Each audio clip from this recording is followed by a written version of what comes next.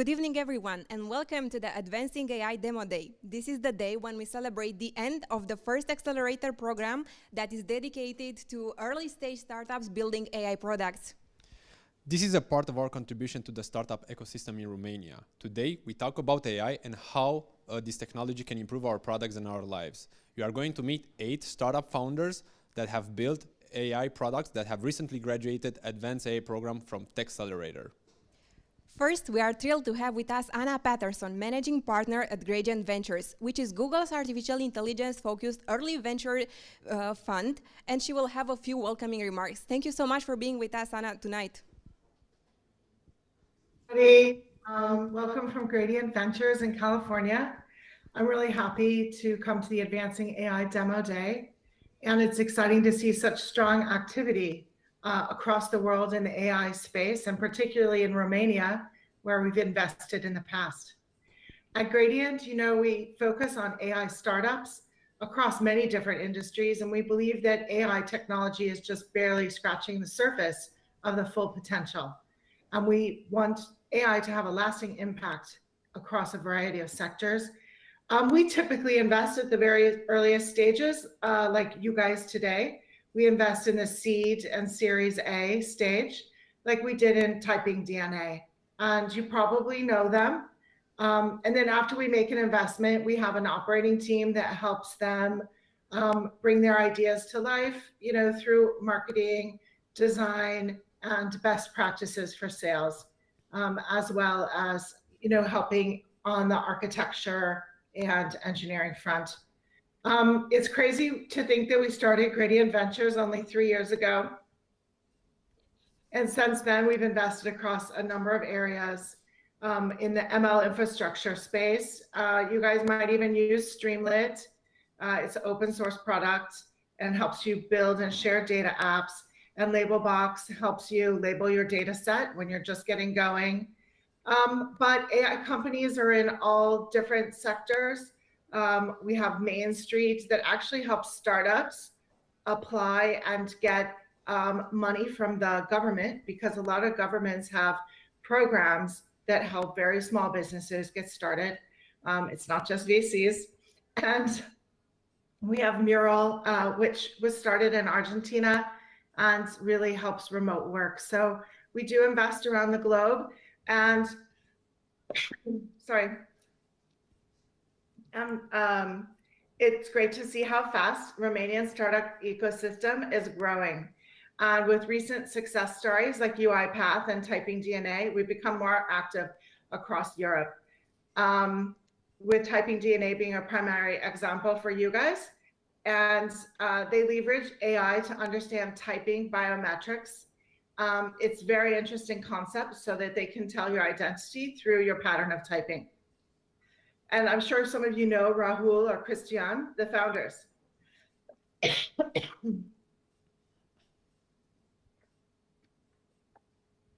We're really great fans of them. So it's fantastic to see our local Google team partner with Techcelerator to organize the first AI accelerator in Romania. And we're committed to making sure you have the resources, tools, and expertise to help you build companies. So if you ever want to get in touch, our email addresses are listed on our website.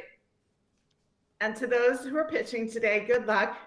I've been in your shoes. I'll date myself. The first time I pitched was probably in 1999, so last millennium. And perhaps we'll meet one day, I guess, on Zoom these days or Google Meet. Enjoy your demo day. I look forward to following up. Thank you, guys. Thank you, Anna. We will shortly go to the pitches, but first, let us begin with Techcelerator's story and showing its journey up till now.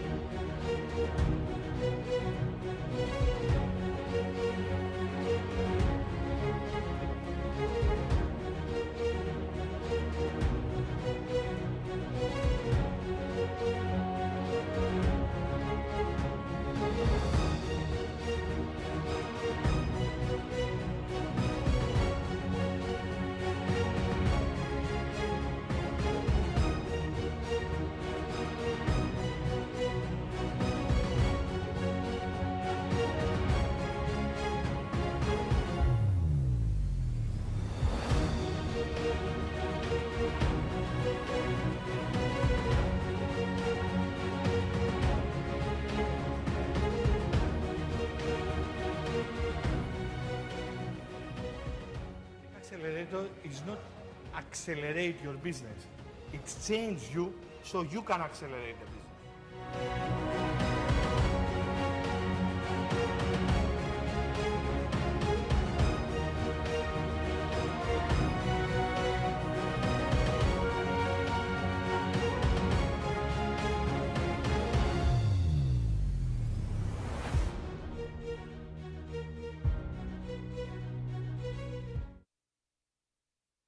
So it's been quite a journey. I hope you agree with me. Just to make a short summary, there's been 800 plus applications, 6 batches, 55 alumni, impressive media coverage, and most of all, more than 5 million euros investments in initial and firing round offered by Gapminder Venture Partners and Techcelerator Venture Partners. All this in only 3 years. And talking about our advanced AI program partners, please allow us to greet Google Romania and Google for Startups, without whom this program could not have been possible. Thank you, and thank you for your trust and continuous support. And we also add on our strategic partner list Gapminder Venture Partners and our recently added investment partners, Tech Angels and SeedBlink. We would like to thank to Stripe, Freshworks, and Domdina, which added to Advancing AI program perks packages for its alumni. Tonight, you will meet the 8 founders who attended the program, key international investors in the panel Means and Ways of Advancing AI in CE, and a special guest who is ready to share with you insights on investing in AI startups during the pandemic. And he will answer to your question shortly, so stay tuned. So we're ready for the pitching sessions, but first, let us see our first jury members. We have Dan Oros, Head of Marketing, Google and YouTube Romania, Cosmin Ochișor, Partner, Gapminder Venture Partners, Dimitri Galperin, Partner, Runa Capital, and Flavia Richardson, Vice President, Silicon Valley Bank. Thank you all for being with us, and now we will take to the first startup. We will begin with Dan Huru, who builds a virtual meeting assistant that helps individuals and teams increase productivity. So let's meet together meetgeek.ai and Dan Huru, its founder. Please, Dan, you can start. You have 3 minutes.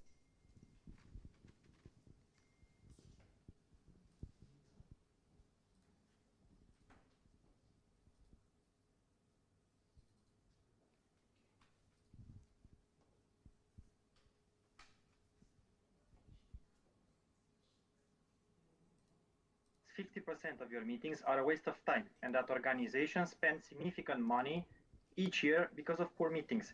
And it's very likely that your organization does the same. The main reasons for inefficient meetings are missing agenda, unclear actions, and irrelevant participants in the meeting.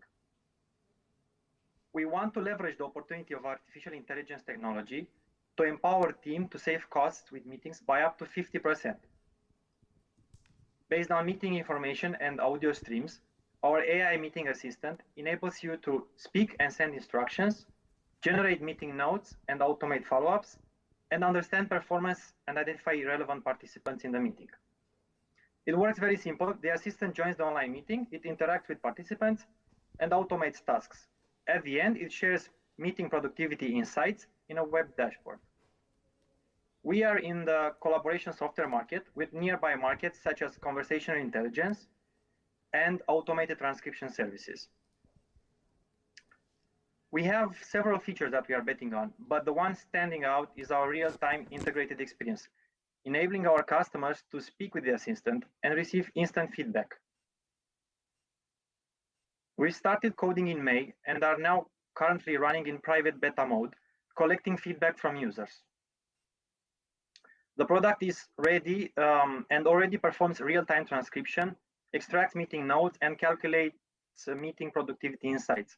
We are currently running trials with multiple IT companies and law firms such as DLA Piper. We are looking for funding to speed up our go-to-market plans and execute the roadmap of the product.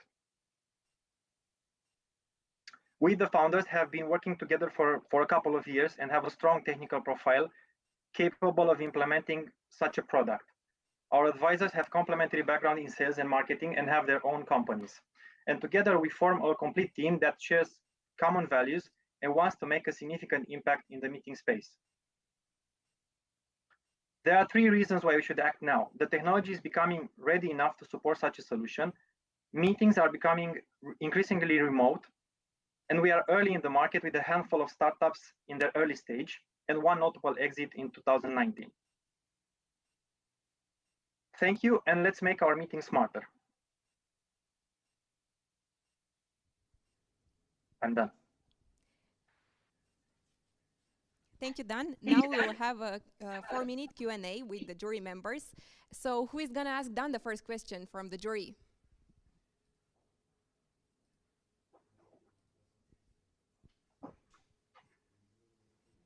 Yeah, I can start. Dmitry Galperin from Runa Capital. Could you maybe elaborate a bit more on the market? You mentioned one startup which was acquired, but generally, how many people, how many teams are racing to address this problem? Because it seems to be really a pain these days. Indeed, I think everyone can confirm.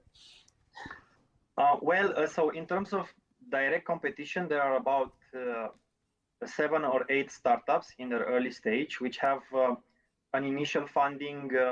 Most of them are based in US, some of them in Tel Aviv, for example. And the notable exit that I was talking about was Voicea, which was bought by Cisco WebEx and is going to be integrated into the platform soon. Of course, there are also indirect competitors. So the landscape is pretty big, but direct competitors that do the same thing, there are about 7 or 8, more or less. Any differentiation factors that you can mention for MeetGig? Yes, so there are a lot of features, and we can talk about, but I think the main thing is the real-time experience, because most of the other startups, they do, you have the meeting, you talk, you end the meeting, and then you get the results. After the meeting, you get some results. You might know that your voice commands, for example, have been processed or not. Instead, we offer a real-time experience. So you see and interact with the assistant through voice commands, for example, or through real-time transcription. So you can immediately understand what is going on, and you have an immediate feedback. Hi, this is Dan. Thanks for the presentation. I wanted to ask you how much of this is your proprietary technology? Like how much have you developed in terms of speech to text, speech recognition, and so forth? We just to give a short background, we started to code this platform in May, and we did, with a lot of effort. Now we have like a ready product. It's not an MVP, it's more than an MVP. And we are starting to test with users and get feedback.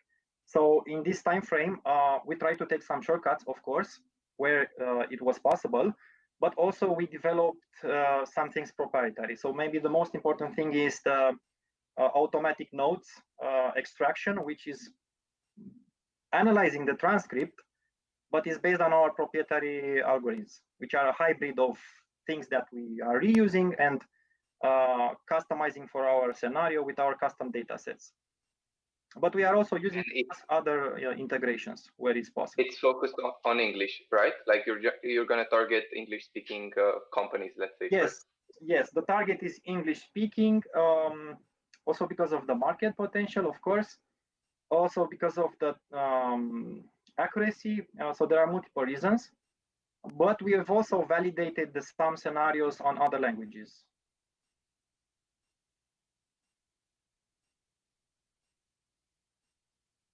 Thank you. Thank you.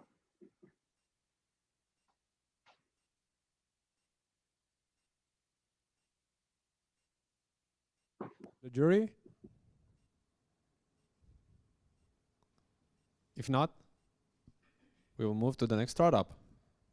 Okay. Thank you. Thank you, Dan. Thank you, the jury. So, for the next startup that's going to be pitching on the physical scene here, it's going to be Cscale, and the speech will be delivered by its founder, Cristian Ruță. Cscale incrementally deploys AI ops across IT operation-oriented machine learning. Cristian, please tell us more about your product, Arcana. You have 3 minutes, and then 4 minutes Q&A. Go. Hello. Can I start? Hello, this is Cristian from Cscale. AI.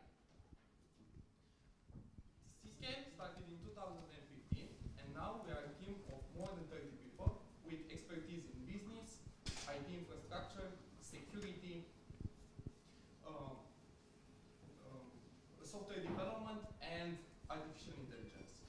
We are registered in Delaware, United States, and we are having offices in New York, Bucharest, and Timișoara. We understand very well what are the challenges of the IT industry, the always growing complexity, shortage of personnel, and the struggle to keep the knowledge within the organization. We developed Aaaand AI. Aaaand AI, it's an automated process platform that provides automated solving of problems in IT and security industries departments. Aaaand has 6 modules: observability, alert triage, event correlation, automated root cause analysis, prediction, and integrations. We are able to develop such a complex product because we started by delivering managed IT services and we understand them very well. We added data analytics to our services to make them even more efficient. And now, in 2020, we are planning to develop a full AIOps platform. For MVP, we decided to implement alert triage module, which is more than an MVP. We are using it in production, and we are seeing improved response times for incident and a reduced number of alerts, everything with machine learning. So Aaaand is built to receive feedback and to learn from the knowledge of the teams that are operating it. This year, we managed to deliver the biggest, our biggest observability project for Orange, and we are working with them to include our product on the list of their solutions portfolio, targeting their business-to-business customers. We are using the product in production for the biggest urgent care enterprise in US, and we pitched and we did the POCs for 2 enterprise companies in financial and investment industry. As for the roadmap, early next year we will make the commercial version of Alert Triage available on Google Cloud Platform, and we are asking for $4 million in order to execute the roadmap and start multi-industry diversification in first quarter of 2022. Thank you. Thank you, Cristian. Great pitch and great product. Now we're opening for questions from the jury. Thank you. One question from my side. What is the business model? I think I might have missed it. And like, how are you going to charge the customers? Sorry, can you repeat the question? Yes, the question was, what is the business model? Like, how are you going to charge the customers? So our serviceable addressable market is enterprise and business-to-business customers, but we are also targeting managed service providers. Of course, we will have, as I said in the pitch, we are having also a version of service, of software as a service in Google Cloud Platform for start. Okay, thanks. Look, I have a question because the sound was pretty bad at the beginning of the presentation, and I didn't really understand what do you actually do, what the product is doing. I didn't really get it. I mean, I catch all the presentation with the alert triage and so on, but can you explain in simple words actually what do you do, what you deliver to these enterprises? Sure. So our product, it's a platform that provides automated response and automated problem resolving for IT departments and security departments for start. So it's a platform with 6 modules. Observability, it's one of them. Alert triage, it's one of them. Can you give some examples? Because this is, I mean, probably it can solve many problems, but I just want to understand some use cases, for example. I mean, because sure. Definitely. This sounds good. So, okay, thank you. Alert triage, it's the module that it's alert triage is the module that it's sorting and is doing alert triage for security operations center. So we are removing the noise out of the alerts. We are doing process automation for escalation of tickets and security incidents, and we are escalating only what alerts are crucial for the for the SOC department, for the Security Operations Center, for example. Okay, thank you. I have a question. Sorry for interrupting you. My question is around competition. So can you detail how those, what those managed IT services are doing right now? So who are you replacing and who are your competitors? Definitely. We have a lot of competitors. Many of them are already mature, like Big Panda, for example. But we are targeting, we are having a differentiator, which is in the method we are doing feedback and supervised feedback in order to make the model smarter and smarter. Did I answer your question? Oh, okay. So what you're saying is that you have the only machine learning based type of solution and that your competitors don't have that. No, definitely there are plenty of the fish that are doing this in the sea. However, we are a little bit different in terms of how we are receiving feedback from the teams that are operating Arcana. And we are making the model smarter and smarter based on very impressive feedback methods. I'm sure that there's a lot more detail but we can discuss this Definitely. afterward. It's a long story, and we are also having a patent that we are waiting to be approved early next year for this. Did I get it right that you're like very much focused on the security of the infrastructures, or it's like generally infrastructure monitoring, or is it like going deeper into the code of apps? Like what kind of alerts are you catching? The short answer, it's everything that it's text, because the module works with the text module. So every alert generated by any system in the ecosystem, in the IT ecosystem or security ecosystem, it's built in the model. We have a model for each category. For example, for our Security Operations Center, we have models trained for Palo Alto alerts or for Cisco FTD firewalls alerts. So we are ingesting those alerts. We are receiving feedback from the users, from the team, from the experienced team that are working into the IT department. And once the model is learning the things, it will suggest only what's important. Okay, but again, I hear security focus. It's not that you will that you will report when like your database needs another instance because you're running out of. Yes, our MVP now, it's working on security alerts. We are doing alert triage for security departments. However, the plan is to make it available for each big component of the IT. And we already have some ideas and a prototype even for the medical industry, like doing patient triage. Based on the past history, we can sort the patients to go to urgent care or to go to emergency room. This is one of the ideas of the roadmap implementation. I think time is running up. We should move on to the next startup that's pitching. So thank you, Cristian, again, and good luck. Thank you so much. Thank you. Please, next we will meet Vanda Fiat and the virtual assistant for doctors, Medinav. The product gives back doctors the time they need with the patients by digitizing the patient-doctor interactions and by supporting clinical decisions just by listening to the doctor's speech. So please, Vanda, the floor is yours. You have 3 minutes, and then we'll go to the jury members.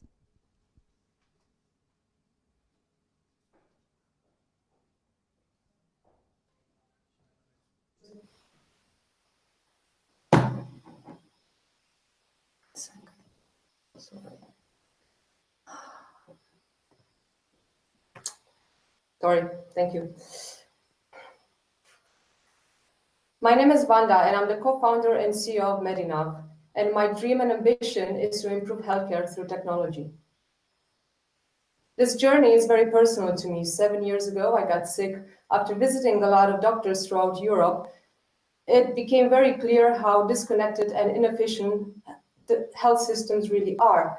Doctors spend 50% of their daily time doing documentation. Conversely, there's a severe shortage of medical staff.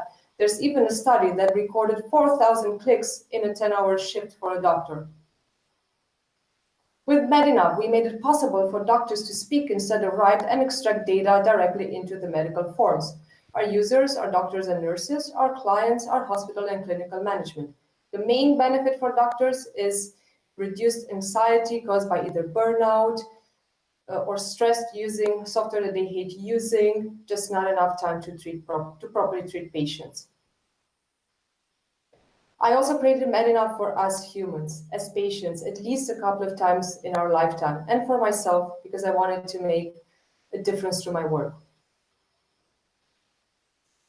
We started working 7 months ago. We already have a functional MVP, and we're running pilots with 1 public hospital, 3 private clinics, and we're integrating with other medical software. This week, we started testing our German version with German doctors.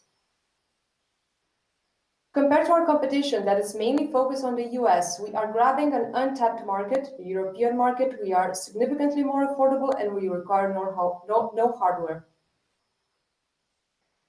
There's a huge potential. There are 1.7 million doctors in the EU alone. We've identified 8,500 early adopters, specialized doctors that could bring us 5% of the market in 3 years. In monetary value, that would be 4 million euros annual recurrent revenue. We have a lot of ideas on the future, but we'll let you decide what can be done with loads of real-world clinical data. Besides AI, software development, and business experience of the core founding team, we recently added health sector experience with Alex Popescu, former Philips Healthcare, and Regina Maria, and Lucian Ciucă, surgeon in Germany. We're looking for 100K investment, 500K is already secured by Leverage Venture Capital, and we're aiming to reach 100K annual recurrent revenues with this investment. Thank you, and join us in our mission to truly make healthcare great. Thank you, Vanda. So, jury members, what are your questions for Vanda? Please let us know. Thank you. I have a couple. So what is the core of the technology? Is it voice to text or there's like speech to text or yeah, there are more aspects to that? There are more aspects. First of all, there's speech to text, but there's also natural language processing with which we can achieve a higher accuracy. So far, we have achieved 95% accuracy in Romanian, and we're now testing in German, hoping to reach the same type of accuracy this early in the process. Mm-hmm. And 95% is sufficient? So far, yes. There is no speech recognition that can achieve that anyways as a baseline. Mm-hmm. Natural language processing is actually the tool that will bring us further up to 100%. Okay. And then another question, do you integrate with some EHR system like electronic healthcare records? Yeah. So we already started integrating with radiology software because these are the early adopters for us, but we're planning to enter the market through EHR software to reach a lot of doctors and a lot of hospitals. Mm-hmm. And do these systems typically have open APIs, or you need to like go one after another and try to integrate with them? Is it hard to penetrate this? It depends. Yes, it's a conversation one-on-one, but just the first integration will get us 700 doctors, for example. So we managed to do that. Okay. Yeah. Thank you. I have a question. I can't hear you, Dan. I'm sorry. Can you hear me now? Yeah. Okay, so I have a question regarding privacy, because I know a lot of hospitals want to keep the data on the premise, and you said you're in the cloud, and how do you manage this, and what was the feedback from the first customers on this topic? But first of all, we are GDPR compliant in the sense that we do not collect personal data at all. Our first customers are not necessarily those kind of public hospitals that require on-prem. So we run in the cloud for now, but we're also preparing for on-prem installation. Okay, thank you.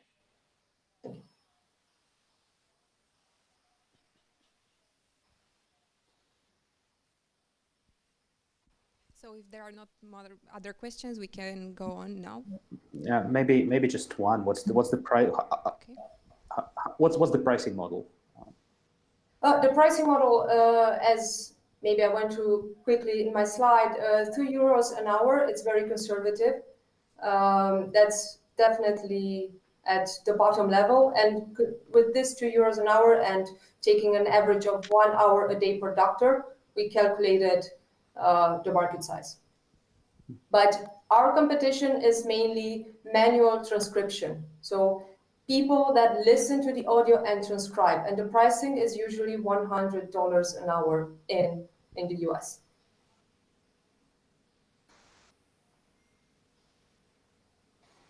Okay, thank you. Thank you, Wanda. Next on, we're going to Florin Groza and Mockup. He'll be pitching on the physical stage. So Mockup is an influencer marketing platform, a data-driven software as a service that optimizes processes and workflows for advertising professionals who implement marketing campaigns. Florin, the stage is yours. Thank you. Hi. My name is Florin Groza. I'm the founder of Mockup influencer marketing platform that was founded last year in November. Influencer marketing niche, it's a fast-growing industry. It has doubled its size in the last 3 years, and it's gonna double its size in the next 2 years. There are tens of social networks, there are hundreds of content niches, and millions of content creators and influencers. So if you are working for a brand, for a company, you will need relevant influencers for your needs, for your business. If you are working in an agency, you are working with several clients, and you will need fresh, relevant influencers every Monday, every month, or maybe every week. So why using Mockup? Because we have the platform that clients are already using, and we have the biggest influencer database in our region. We have built a digital application that optimizes processes for advertising professionals in advertising industry or in marketing and communication industry. The moment is right for us because the social media is going through a similar process that the digital market has 20 years ago. If you remember, Google 20 years ago has optimized demand and supply in digital market. And right now, social media is going through a similar process. The growing demand and supply in influencer marketing needs automation. So we are building an artificial intelligence index. It's something like Google PageRank, but for influencers. That's why clients need somebody like an AI expert to sort things out, to cut the noise in this huge industry. Those are some beautiful stats for our industry, influencer marketing market. It's important to say that we are a team of experts working with our own platform, and we are already implemented hundreds of campaigns for our clients in the last 6 months. Mockup is a software as a service with monthly and yearly subscriptions and also commissions from brand and influencers. We have some tractions, and the next year looks awesome to us. We have already 2 investment rounds, one last year in the fall, and another one just last month through SeedBlink. So thank you, and I'm waiting for a question. Thank you, Florian. Going to the jury members now. Florin is going to be taking your questions.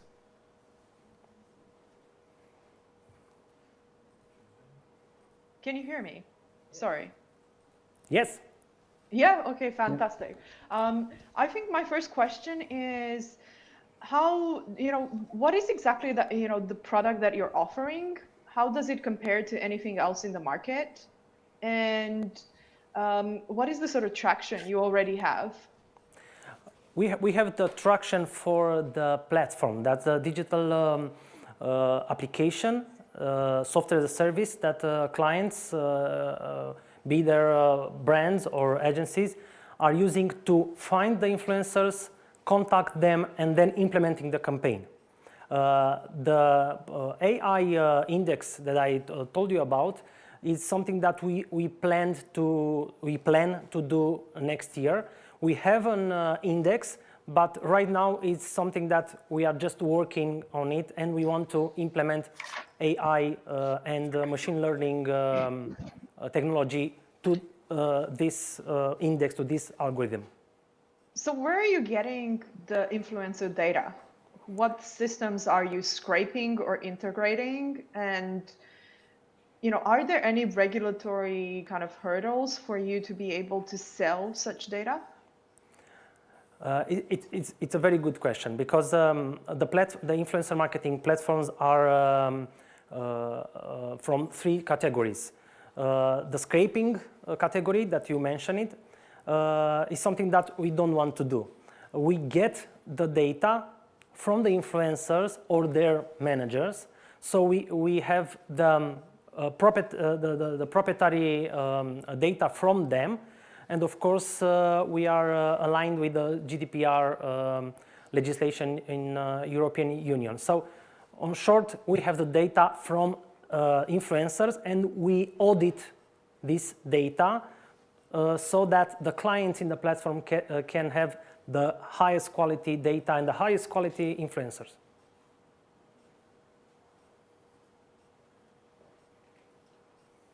So basically, you can extract data from like Instagram API if influencers give you permission to do it.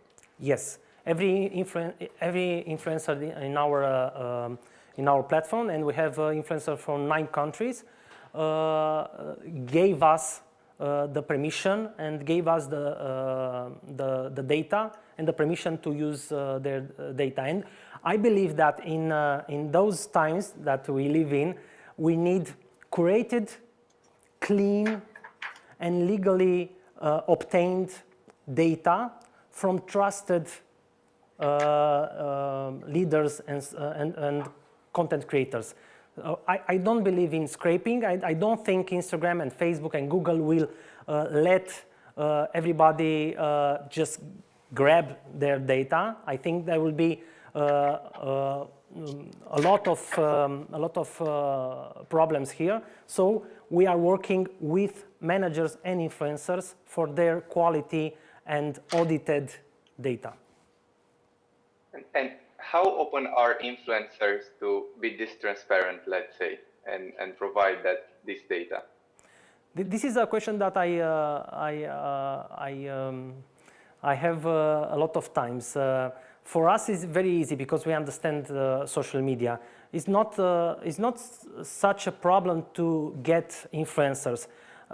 For example, last week we have a Zoom with a manager from Bulgaria, and this week we have already 30 big influencers and stars from Bulgaria because of this partnership. So I think that they are fairly open to work with platforms and give us their data in exchange of promoting them and matching with brands, with relevant brands. And are you betting on stars or on micro-influencers? That's a very good question. I am betting in true, authentic, and smart influencers.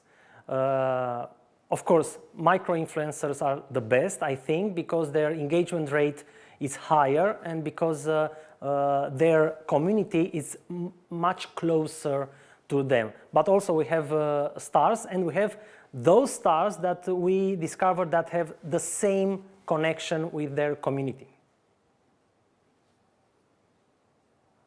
So basically, that is sort of your advantage. You can measure the engagement and filter out.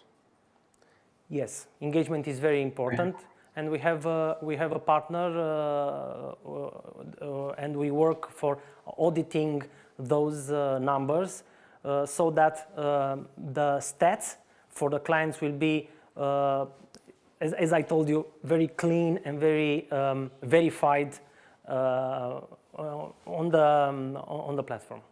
I think we're out of time. So thank you. Thank you, Thank you for the jury question. For jury member for their questions. Moving on. Thank you so much, MidGeek, Cscale, Medinav, and Mockup for your presentations and for introducing to us your products and for answering the jury questions. It was very nice to hear you all. So now it is time for a more in-depth and focused talk on AI startups investments, and we will discuss how can we handle this investment during these difficult times in a panel which is entitled Means and Ways of Advancing AI in CEE. So it's our pleasure to introduce you our guests. Andrei Bartos, partner at Credo Ventures, Dimitri Galperin, partner at Runa Capital, and Dan Mihaescu, partner, Gapminder Venture Partners. So to begin with, I will ask you a question that I will ask you to answer. So what are the main challenges that you see for a tech startup developing AI in CE region? And then what would be some recommendations to founders to overcome these challenges?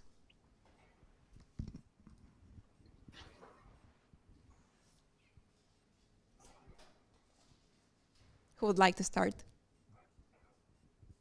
Wait, it seems nobody wants to start, so I guess I can go. Hi, everybody. I mean, to the question, I believe the challenges for CEE startups are pretty much the same as challenges for any other startup. And if there's one challenge that would be specific to CEE startups, then I guess it's the mindset of being a CE startup.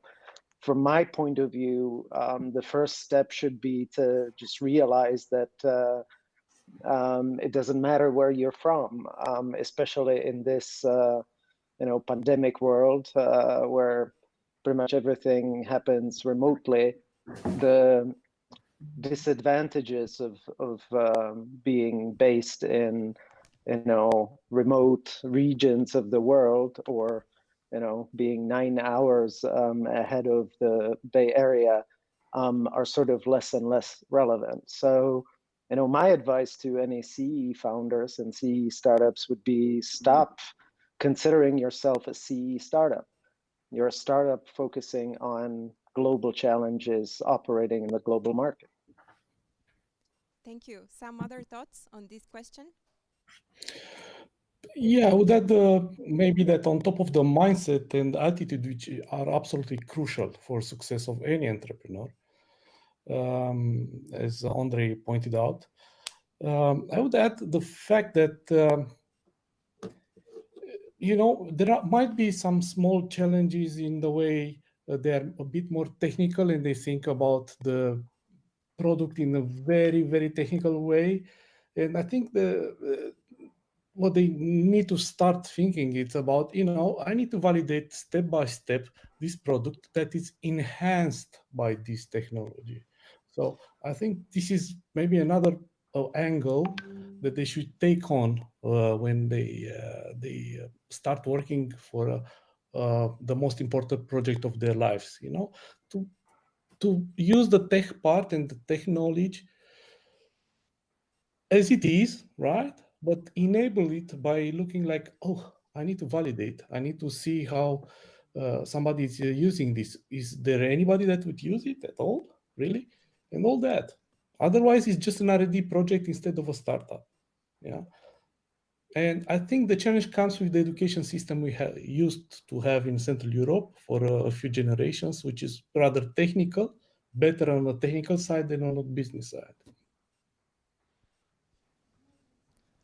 So yeah, happily and as part of that, maybe lack of the sales talent, or like, you know, people who are like really trained in enterprise sales, right? So for most of those hires, CE startup would probably need to go to other markets like UK or US and have the hires there. But yeah, I would agree with all the statements.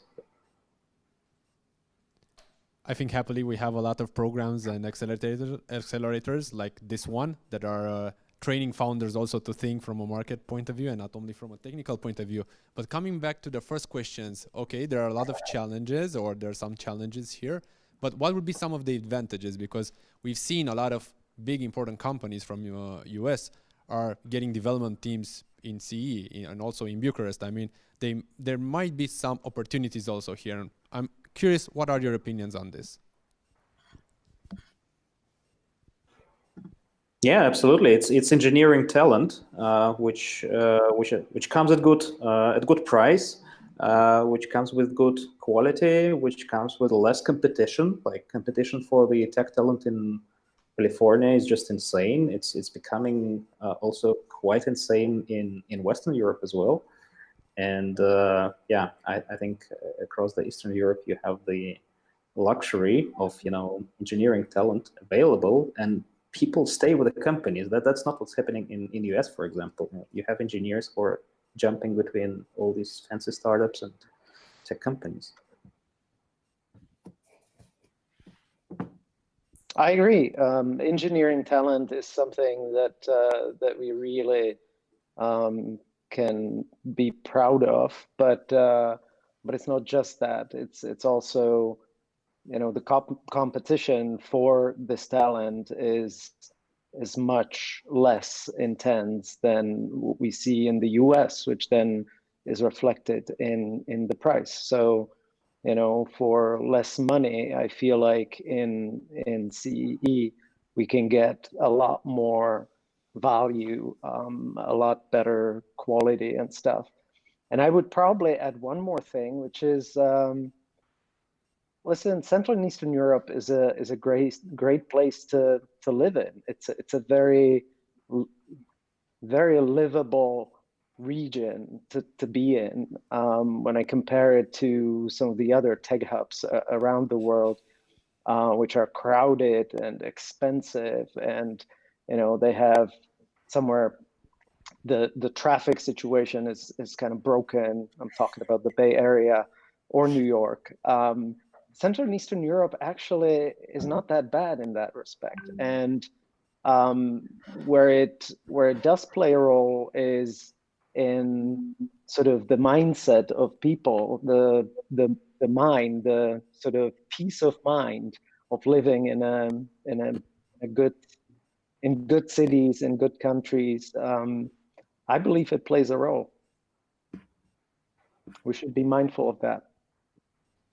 Thank you. And just as you mentioned before, there is a lot of competition between startups. There are a lot of startups developing in CE region. So I would like to ask you now, what do you think there are some KPIs that you are targeting before investing in a startup working on AI in this region?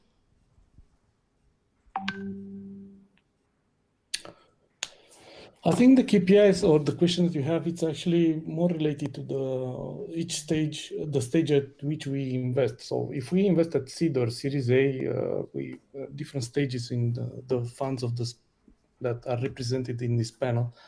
So we have different KPIs that we look at for the respective stage. And again, AI startup means basically a startup that is enabled or put on steroids by some machine learning algorithm, by some maybe AI. But the important part is, again, it is a business. So you have to look at it from this perspective. What are the KPIs of that business where you are in, right? For the stage of this round, yeah. So that's where we're looking. We, of course, watch the roadmap. Of course, we do our due deal before investing. We look even at the technology quite deep whenever it is feasible to do it fast. And at the end of the day, the KPIs are still related. Most of the cases are related to the business, really. Yeah. So I think it's a similar approach to other startups that we scan or screen. However, it's about the expectations that such KPIs evolve fast enough because the company is using something, deep tech, let's say, component that should help it to develop that fast. So it's about also the expectations level. Expectations level might be higher than in other cases. Yeah, exactly. I would agree with that. So my first machine learning related investment was in 2013.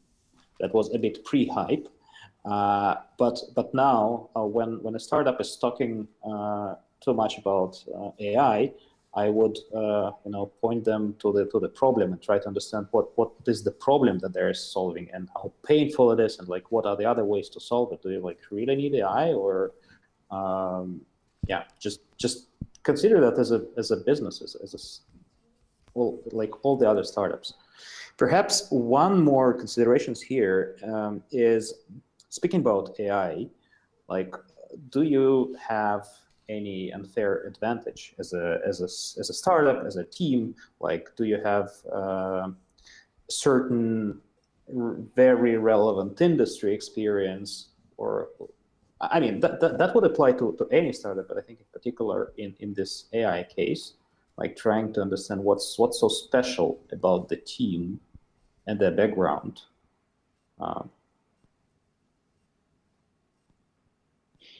Yeah, I totally agree. I'm so happy Dmitry brought up the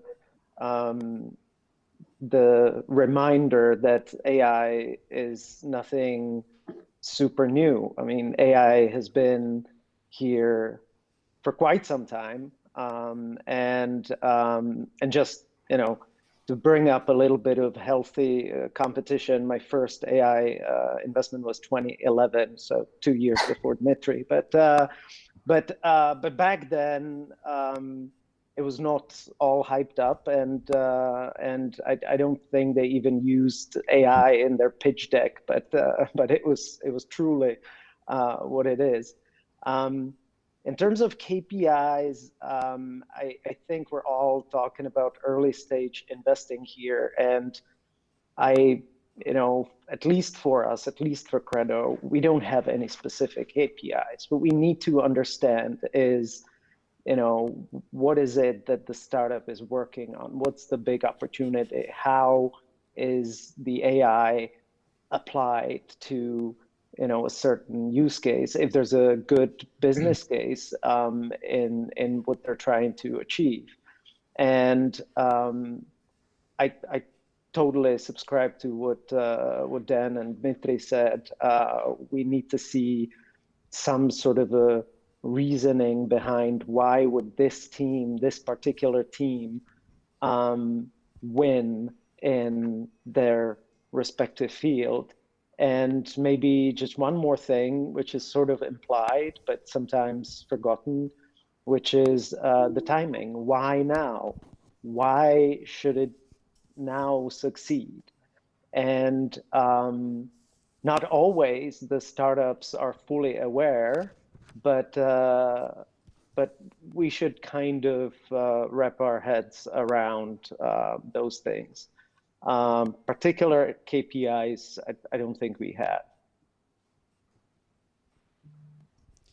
Moving on, not necessarily KPIs, but I'm curious, do you have any favorite industries that you're looking for AI-based startups, or verticals? Where do you think that AI can bring a very important value added? I'm curious on your thoughts. Thank you. No, I don't have any favorite verticals. My favorite vertical is always the new one, or the next one. It's usually, I mean, you know what? I like investing in verticals or in startups in spaces that are not hyped up, that are not too much talked about, that are not, you know, obvious. When we first saw UiPath, you know, RPA was not a hyped up space or industry. It was not big actually, but still, it just made sense. So, you know, I like those kinds of investments. AI can be applied to many things and is now being applied to like almost everything in tech. But it's the startup that brings a unique insight into a use case or into an industry or into, you know, a customer need. That's what is exciting.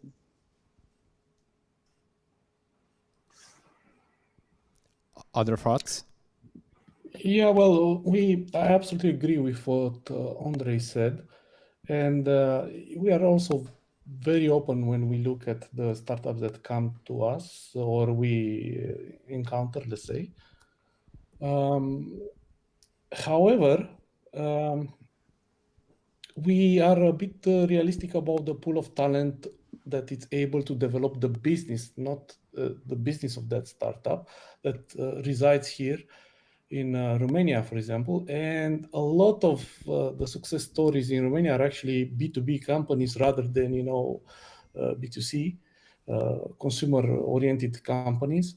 So somehow we prioritize the B2B companies in our search, in our scanning. And then, of course, we are open to everything, but we keep somewhere in the back of our mind what we see as studies done by, you know, McKinsey and all these guys on the budgets to be spent by certain industries, certain verticals, you know, on AI transformative projects or on digital transformation, although these terms might be kind of very old. So we look at all these, what would be the verticals, and we keep in our back of our mind, yeah, well, you know, maybe logistics can be optimized, maybe banking, maybe online retail could be optimized. So medical, healthcare, IT, and all those. So somehow we keep in the back of our mind, like, yeah, the customers of the startups that we are looking at should be there maybe, because those are where the budgets would be, right? So we kind of prioritize. That being said, the reality of the startup investor is that you, of course, you have to look at everything that comes your way, and then decide very fast which one you prioritize in your attention. Yeah. Thank you so much for it. Yes, please. Yeah, not much to it, to be honest. I would agree that AI can transform any vertical, and then it comes down to first focus of the fund. Is that the vertical that fund is focused on? And second, is there money in that vertical?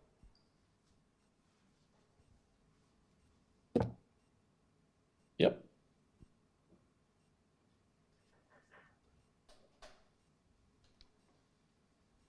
So moving on, I would like to raise another issue. So I would like to ask you, what do you think about the go-to-market strategy that is posing a lot of issues, a lot of challenges for founders? What's your opinion on this, and how can the founders work on this issue and overcome this, because it can help them improve and make the process smoother? Yeah. That's a good one. There are many books on that, but generally, advice here would be, in the early days, iterate more. Like, you know, iterate fast and fail fast and all of that. a second advice would be probably to have a few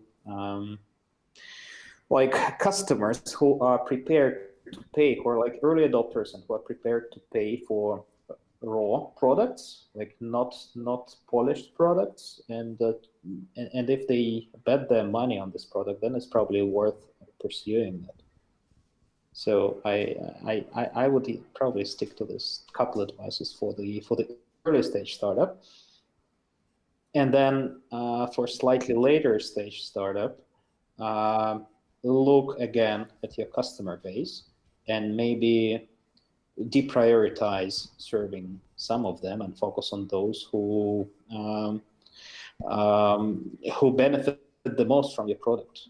Maybe like going up market, going to slightly different segments, but from all your customer base, choose the ones which are especially happy, and then just focus on serving them and the likes of them. That would be it, I guess. Thank you. Some other thoughts on it?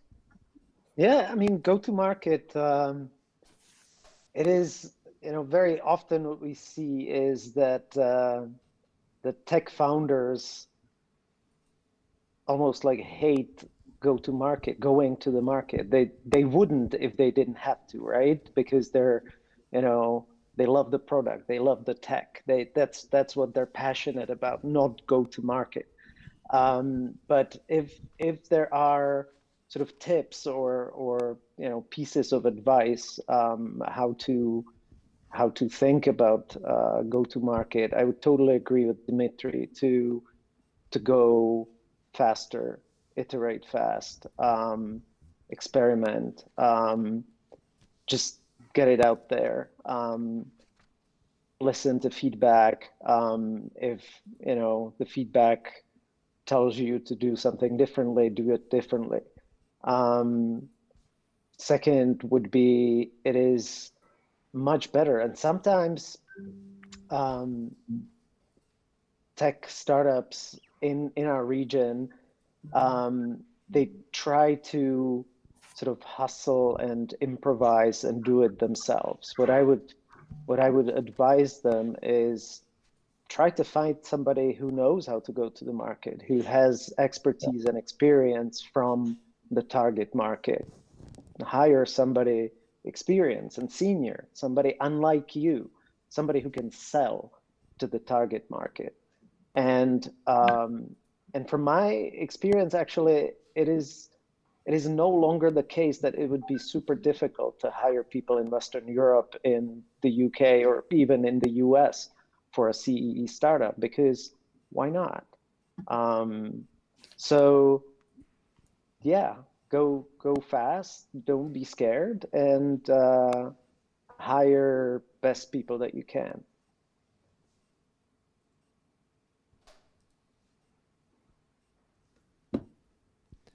I think we have time for one more question. So very briefly, what is the most important advice that you would give to a AI startup founder? The most important thing.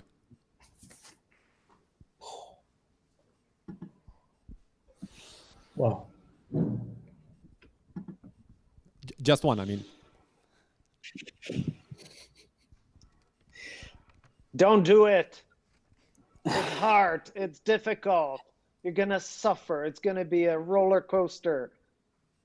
But if you're passionate, if you really want to make it happen, if you want to change the world, then close your eyes and go ahead.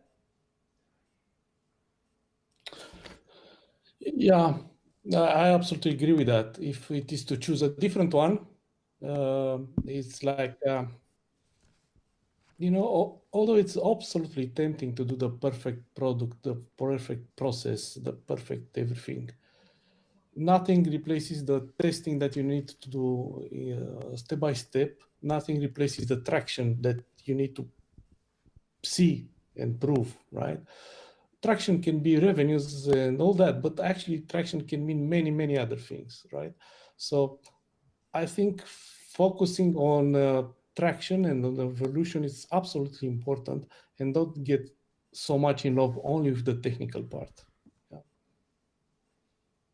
Yeah, I mean, we started from don't think of your startup as a CEE startup. I would add to that, don't think of your startup as an AI startup. Just think of it as a business which solves, which is supposed to solve real pain of your customers.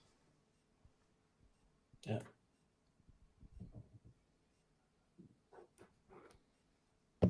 Thank you so much for our panelists for their valuable insights and encouraging thoughts. It seems that despite these difficult times, VCs did not lose their appetite to support the best teams who proved grit and resilience. Next, we're moving on to the 4 startups that are going to be pitching and to our new jury members. We have Andrei Bartosz, partner Credo Ventures, Timothy Cross, Deep Tech seed stage investor, Speed Invest, Ionuț Pătrăhău, co-founder Sibling, and Mălin Ștefănescu, president Tech Angels. So thank you to all our guests for these fruitful conversations. Now it is time for the second pitch session, and we will go on with Marius Ursache and Meta Beta, which brings a data-driven approach to startups' investments and portfolio management. So Marius, you can go on. You have 3 minutes, and then we'll go to the jury members. Hello. Nice to meet you. I'm here to talk to you about a pretty uncomfortable problem, especially for the VCs and angels in the audience. And this is that tech investing doesn't really work as it should be, or as TechCrunch says. And how do we know this? Both me and my co-founder have been working with startups for a long time, have founded companies, have raised money. I taught at MIT and built process tools, taught at Harvard, Techstars and Singularity. Vlad built reporting tools for VC investors for over 70. And in this process, we were like surprised. What nobody talks about is the returns that this industry brings. 95 of the VC funds make less than the required returns for this asset class. And as an industry, VC has returned less money to their LPs than they have taken. Why? It's a very skewed distribution curve. It's a power curve. And this happens especially in early stage because it's a huge information gap. It's a huge information gap that makes the spray and pray strategy as the default one. So what happens is, because you don't have information, the startup has to rely on warm intros, pitch decks, and the investor's gut feeling to raise money, which, as we've seen, is pretty broken. Now, we're bringing a data-driven solution in this industry, and it looks pretty simple on paper, which is we have a lot of analytics sources and accounting sources on the startup side, which we can integrate in our platform, and then offer the investor a real-time solution, audited information about the performance of their startups. So imagine this kind of thing. Imagine you've been signaled by Meta that you have an interesting startup that has reached a certain stage of revenue or of growth. You start talking to them, you instantly have access to structured information, you instantly have access to their data room and all their analytics, and you can reduce the diligence process and risk by a lot. And then during the relationship with this company, you're going to have access to the same kind of data, even more in depth, to be able to help them and signal them any issues that might happen. We're in a market that's split between cloud intelligence for business intelligence for SMEs, invest tech for this specific class of investments, and also, why not, the huge management fees that VC have to pay for analysts and other imperfect tools. Because this market is very fragmented, doesn't have a clear winner. There's a lot of people who still use legacy tools, same as 20 years ago. And only 2 classes that perform better, that are basically marketing intelligence data like PitchBook or Crunchbase, or proprietary tools built by specific VCs inside their companies.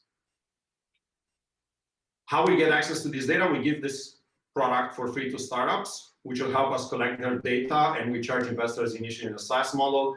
And then later on, we're going to charge premium fees for early startup discovery, market intelligence, and other premium services. We've launched in 2019 as a platform for accelerators. We already have like 20 customers. We have 2,000 euros MRR. And right now, we're building portfolio management solutions for early stage and have a couple of VCs interested in piloting with us. So if you're interested in becoming a pilot for our new portfolio management part in 2021, please get in touch. We're trying to reach 100 new customers in the early stage investing and 10K euros MRR. And besides a pilot, you can also become an investor, so you can give us money twice. And if you don't think this works because there's not enough data, because this is startups, because this is how this industry has been working for the past 25 years, remember this thing has been also said about baseball, about horse racing, and other areas where right now AI is bringing and data are bringing big disruptions to this field. So let's talk. Thank you so much.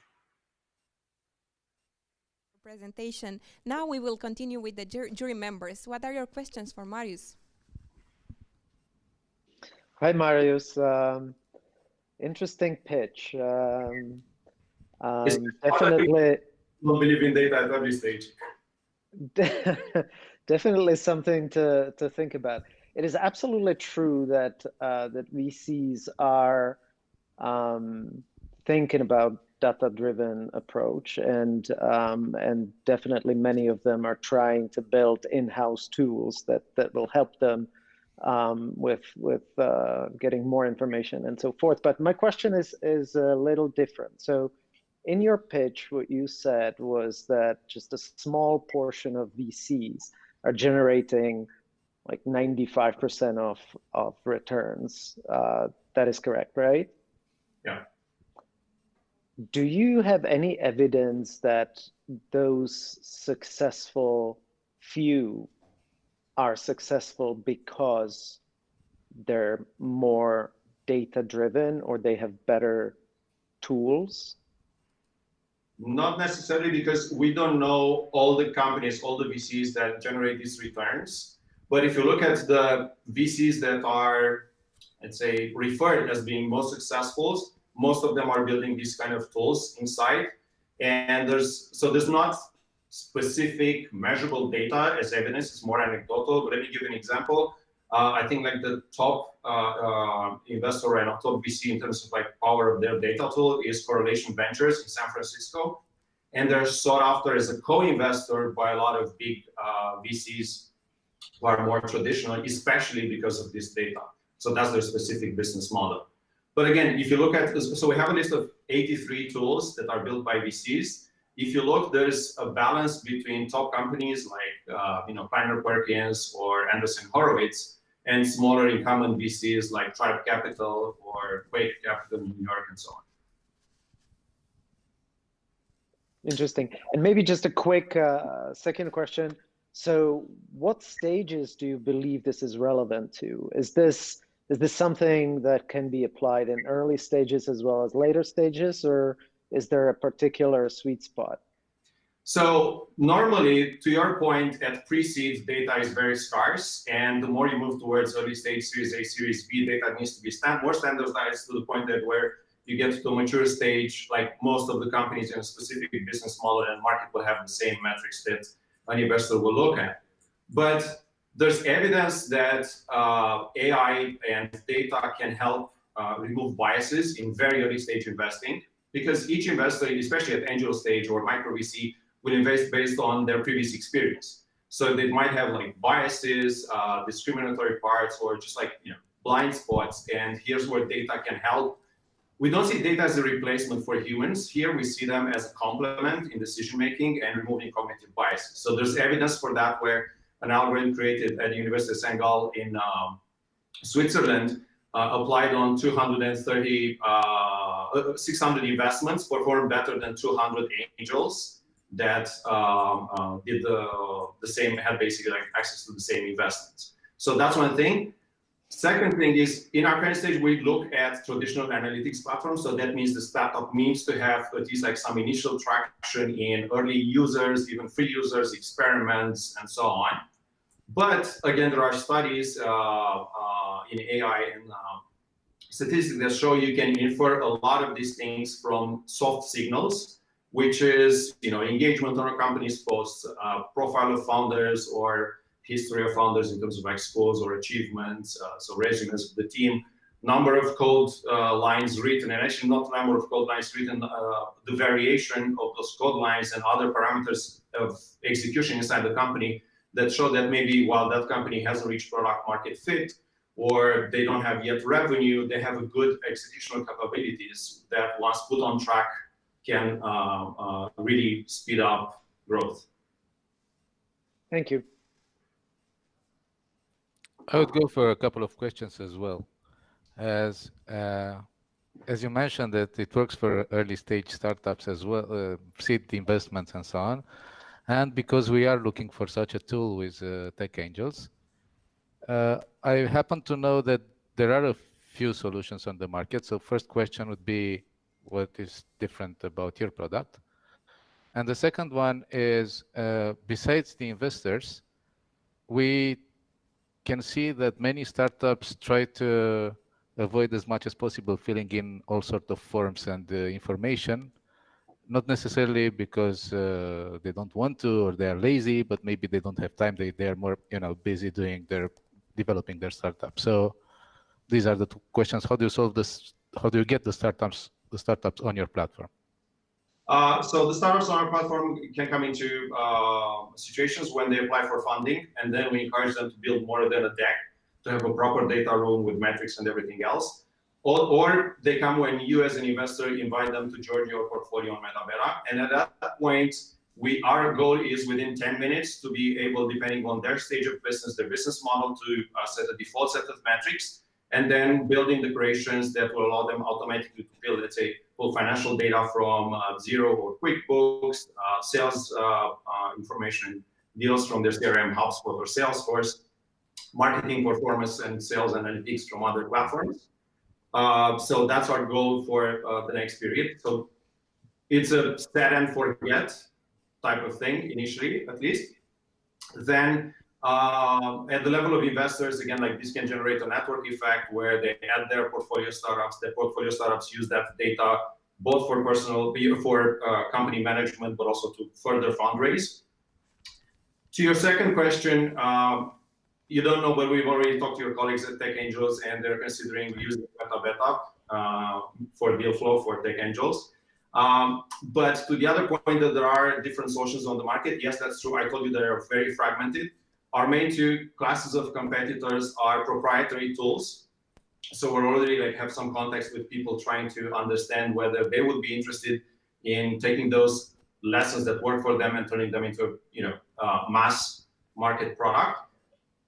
And the other competitors that we have are data or market intelligence tools like PitchBook or Crunchbase, who essentially charge 20,000 upwards from 20,000 euros per year for data that is not really private. A lot of it comes from public sources, scraping, research by analysts. It's outdated, and sorry, my French, it's kind of crap. Thank you so much, Marius. We are running out of time, and now we will move on to Teleport.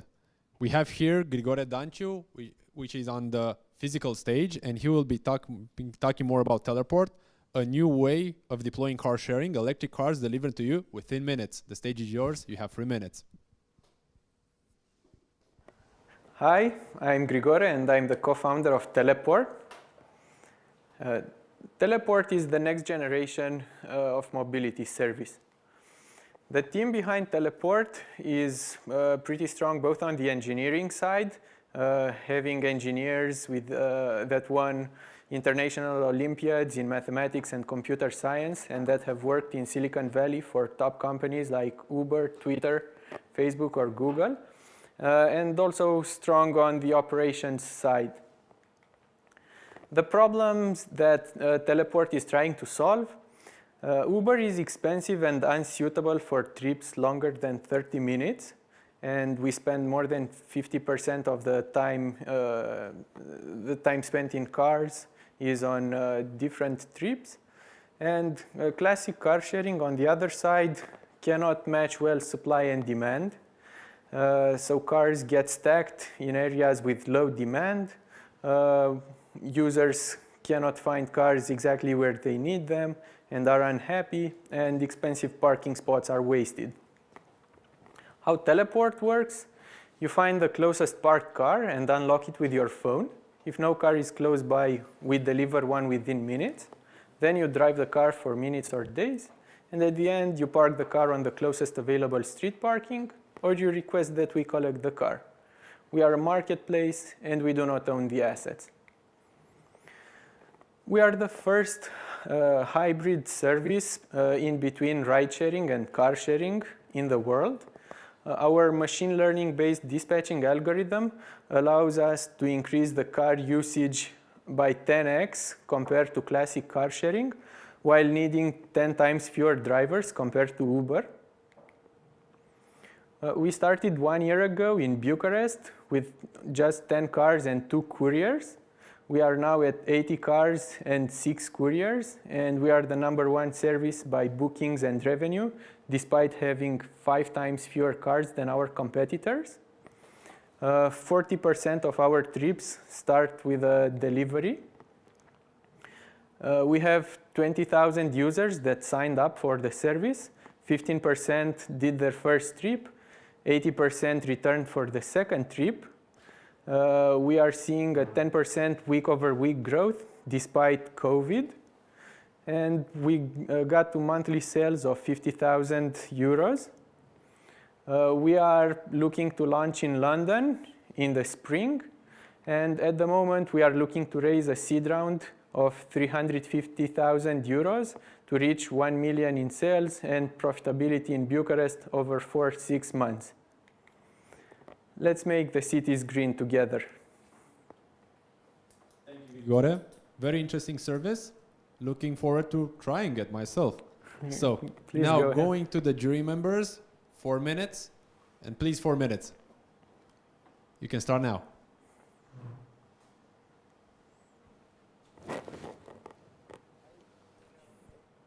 This has been an interesting pitch. I should probably not be asking questions because I'm someone who turned down Bolt twice. So this is really not my expertise, but I'll probably ask the same question that I asked Bolt before I turned them down. How do you believe that you can scale against the well-funded competition, and where do you believe lies the strongest sort of competitive advantage? Is it just the fact that you have a hybrid offering? Because that doesn't sound like a good enough barrier of entry. Okay. We are competing right now in Bucharest against well-funded companies, and we are still doing pretty well. I think our model is indeed very important. We can increase usage by 10x compared to our competitors. Yes, and we will probably follow the model that Bolt has also taken to become a unicorn as quickly as possible. Good luck. Thank you. Thanks. I have a curiosity question. While I like what you're doing, tell me, how do you think this valet parking will work during winter time? Okay. We were also pretty worried that this might be problematic during winter time or during heavy rain. But it turns out that actually there are very few days with harsh snowing or with heavy rain. So that doesn't actually impact us too strongly. We launched last December, so we have an experience. We have experienced a winter in Bucharest, and it hasn't impacted us too strongly.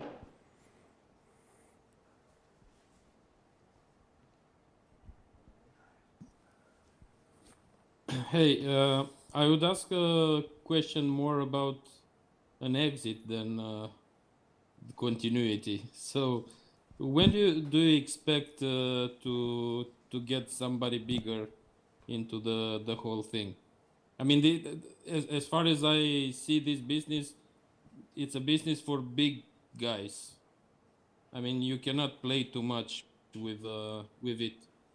Do you have a time horizon in front of you? You want to get a partner in 1 year, in 2 years, in 5 years? You say that you want to get to the break even in 6 months. Then you want to stay there, or you want to develop a lot? What are your plans? Okay. Although there are quite a few industry players that could be interested in what we are doing, like leasing companies or car rental companies or even car manufacturers, we are actually looking to follow the same path as Bolt or Glovo and become a unicorn rather than being acquired too quickly. So I think we have time for one more short question. Very short.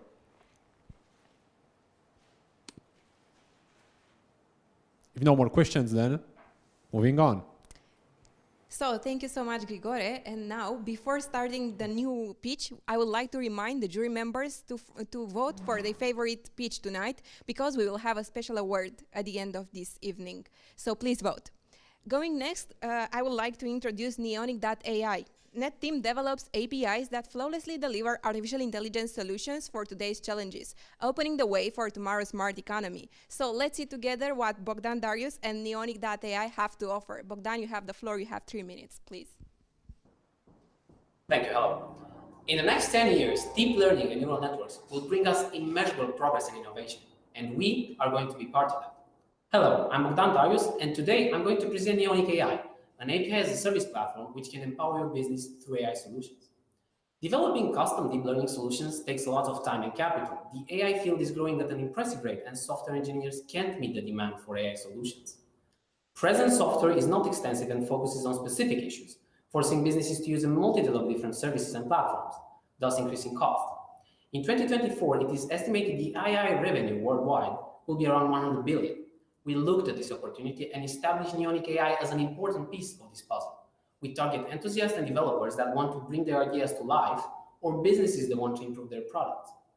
Our focus is on 2 major fields, natural language processing and computer vision. Based on the latest research, we offer services like text summarization, which can be used for editorial work, education, and super resolution for image processing, restoration, deblurring, and much more. This is only a small part of our suite. Our infrastructure is cloud-based and easy scalable. We adopt a very simple business model. Customers pay only what they use to ensure our clients will not have unexpected expenses. We give them the possibility to set a monthly budget. We don't have any hidden fees, and we don't sell your data in any way. AI field is a very competitive market. We compete against small companies and big corporations. What makes us different is that we deliver a wide range of services. Thanks to our payment system and cloud infrastructure, we have very low costs, and this makes our API services very affordable. We started working on the platform in late 2019 after a public funding of more than 20,000 euros from European Union. We received additional $100,000 from Google Cloud credits and 10,000 from Amazon Web Services. According to our roadmap, we will fully release the platform in January 2021. We are currently in the final testing phase, and we already have a paying customer, a business which we provided with an image digitalization solution and worked great. We are looking for 100,000 euros investment. This will allow us to fully exploit the capabilities of our AI platform. This will cover the marketing costs associated with our first step into the world. This will also allow us to hire more software developers in order to further develop our platform and refine it. As we expand, we foresee some increased infrastructure expenses, which will be also covered by this investment. The world is moving towards artificial intelligence, and an investment in us is an investment in the future. Thank you so much for your time. And now I will go to the jury members, and I will ask them to raise some questions for Bogdan in 4 minutes, please.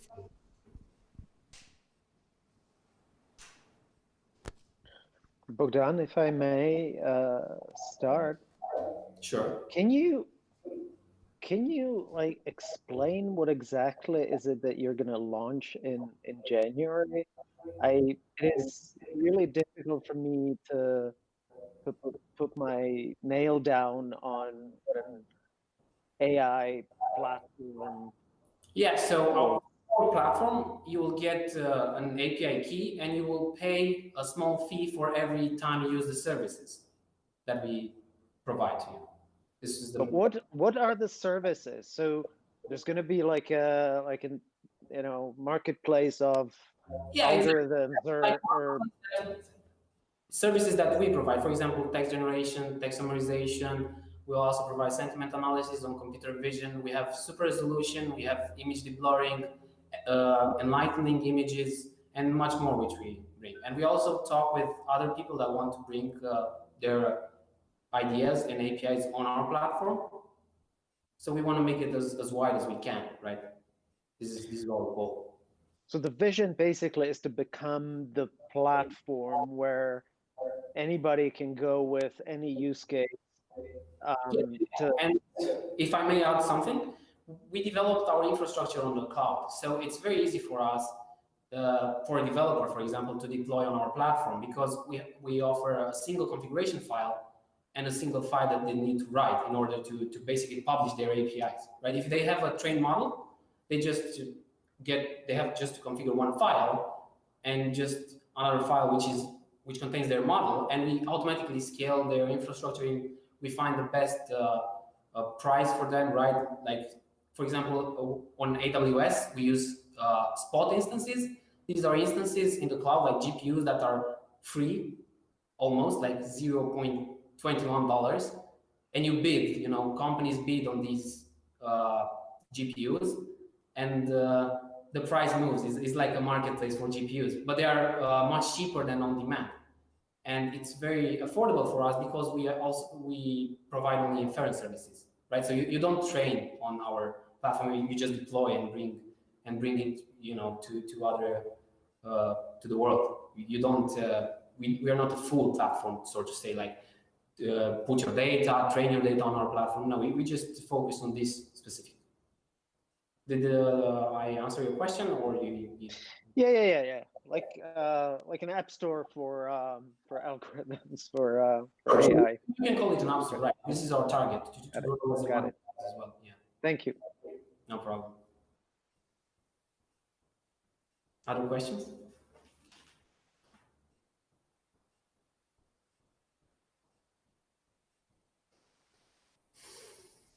If there are no more questions, we have one more question. Okay. No more questions. We're going to our last startup pitching tonight. On the physical stage, we have RepsMate with Alin Roșca. So RepsMate integrates AI and data analytics technologies in order to understand customer needs and behaviors and transforms companies' representatives that interact with customers into top performers. Alin, the floor is yours. Hello, Daniel. Thank you very much. Hello, everyone. My name is Alin Roșca, founder and CEO of RepsMate. RepsMate is an AI and data analytics startup that analyzes customers' needs and behavior in order to transform company representatives into top performers. I would like you to imagine that you are a call center manager with 100 reps, where 80 of them are low to medium performers. 37 of them are replaced annually, and it costs you more than 200,000 euros each year. RepsMate has built an interactive and supportive work desk environment in order to enhance call center managers by increasing reps efficiency, by transcribing their calls, analyzing them, measuring the sentiment of customers and reps, and it reports KPIs and insights across all conversations. We are testing and improving our platform together with call center reps and managers, and the future version would have also psychological profiling, reps benchmarking and coaching, and contextual real-time guidance. Our competitors have raised more than 1 billion in the last few years, and beside the mix of technologies, we have also a geographical advantage. We can address our solution to any company that have customer support, customer service, or sales departments.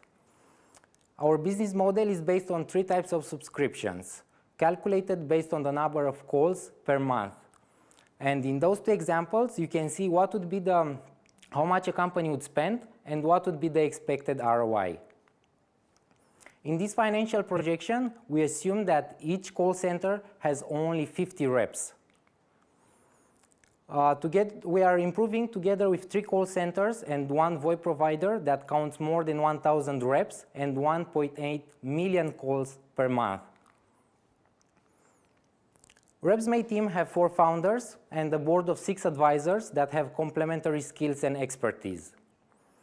We are raising a 150,000 pre-seed investment round in order to increase our software development team and to implement our go-to-market strategy. In order to increase our customer base, we're going to apply a direct and technical sales strategies. And in the future, we're going to add also an inside sales team and partnership channels. Thank you very much. Thank you, Ali, for presenting RepsMate.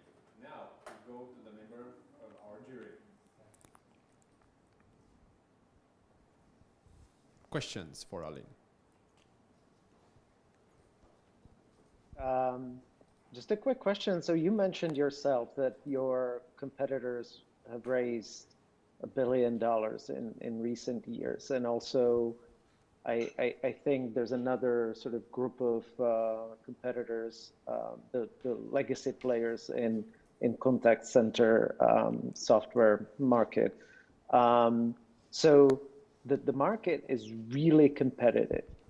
Can you try telling us why do you believe you're better than any of those guys? And second question is, why do you believe your time to market is right? There has been competition. There have been a lot of competitors around. What makes you believe that it's the right time now? What actually I wanted to stress out is that our competitors have raised that much money. Even if there are not a lot of competitors, so we still believe it's a blue market. And our advantage is that they are mostly focusing on the reps data, and we are more focusing on the customer data that comes through their VoIP provider. Actually, we are focused on analyzing the behavior of the customer instead of what agent is saying, basically. And most of our competitors in Europe, they are using other technologies, and they are not able to provide solution for call centers because of the high cost that they have. And just briefly on the time to market. And the time to market is perfect now because the technology has evolved enough in order to develop more. As example, the psychological profiling over the phone is not yet mature or developed market. So that's why we believe now is the perfect market to develop more technologies in order to enhance reps and actually customers, because we want to make them more satisfied. Thank you. Christy, a quick question. How do you test your product? How do you define your beach market? So we have chosen call centers because they have a lot of problems and they have also a lot of users. And we are testing our product by integrating with their VoIP provider in order to record and take all their calls. And regarding the features that we are developing, all those features are made together with those call centers managers.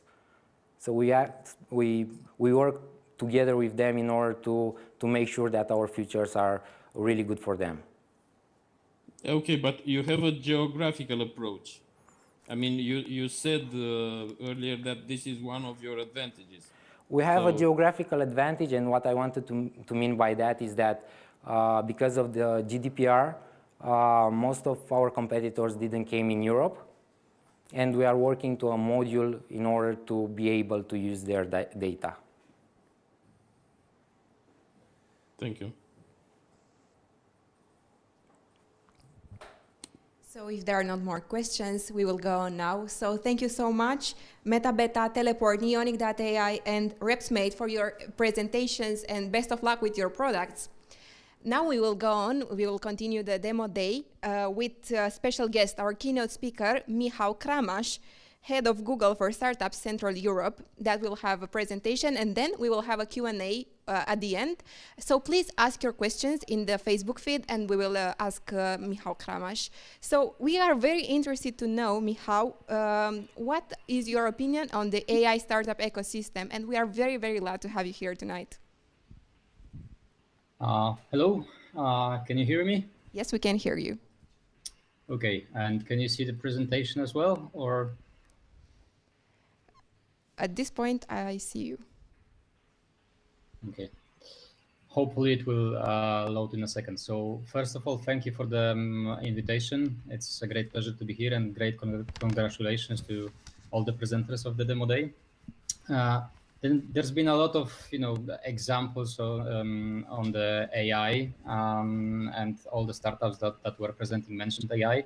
I'm not going to talk about so much about AI itself. I'm not an expert also in this field, but I wanted to tell you and share with you more information about like what Google for Startups is doing in our region in Central Eastern Europe, and how we can how we're supporting the startups, including in Romania, and basically what is available for the startups in Romania. I wonder that I wanted just to check if you can see the presentation now or not. Yes, everything is fine. Okay, thank you. Great, fantastic. So let me come back to the first slide. So while Google for Startups might not have a physical space in Romania, physical presence, like the same way we're having in, for example, Poland with Google Campus in Warsaw, which is our hub for the Central Eastern Europe region.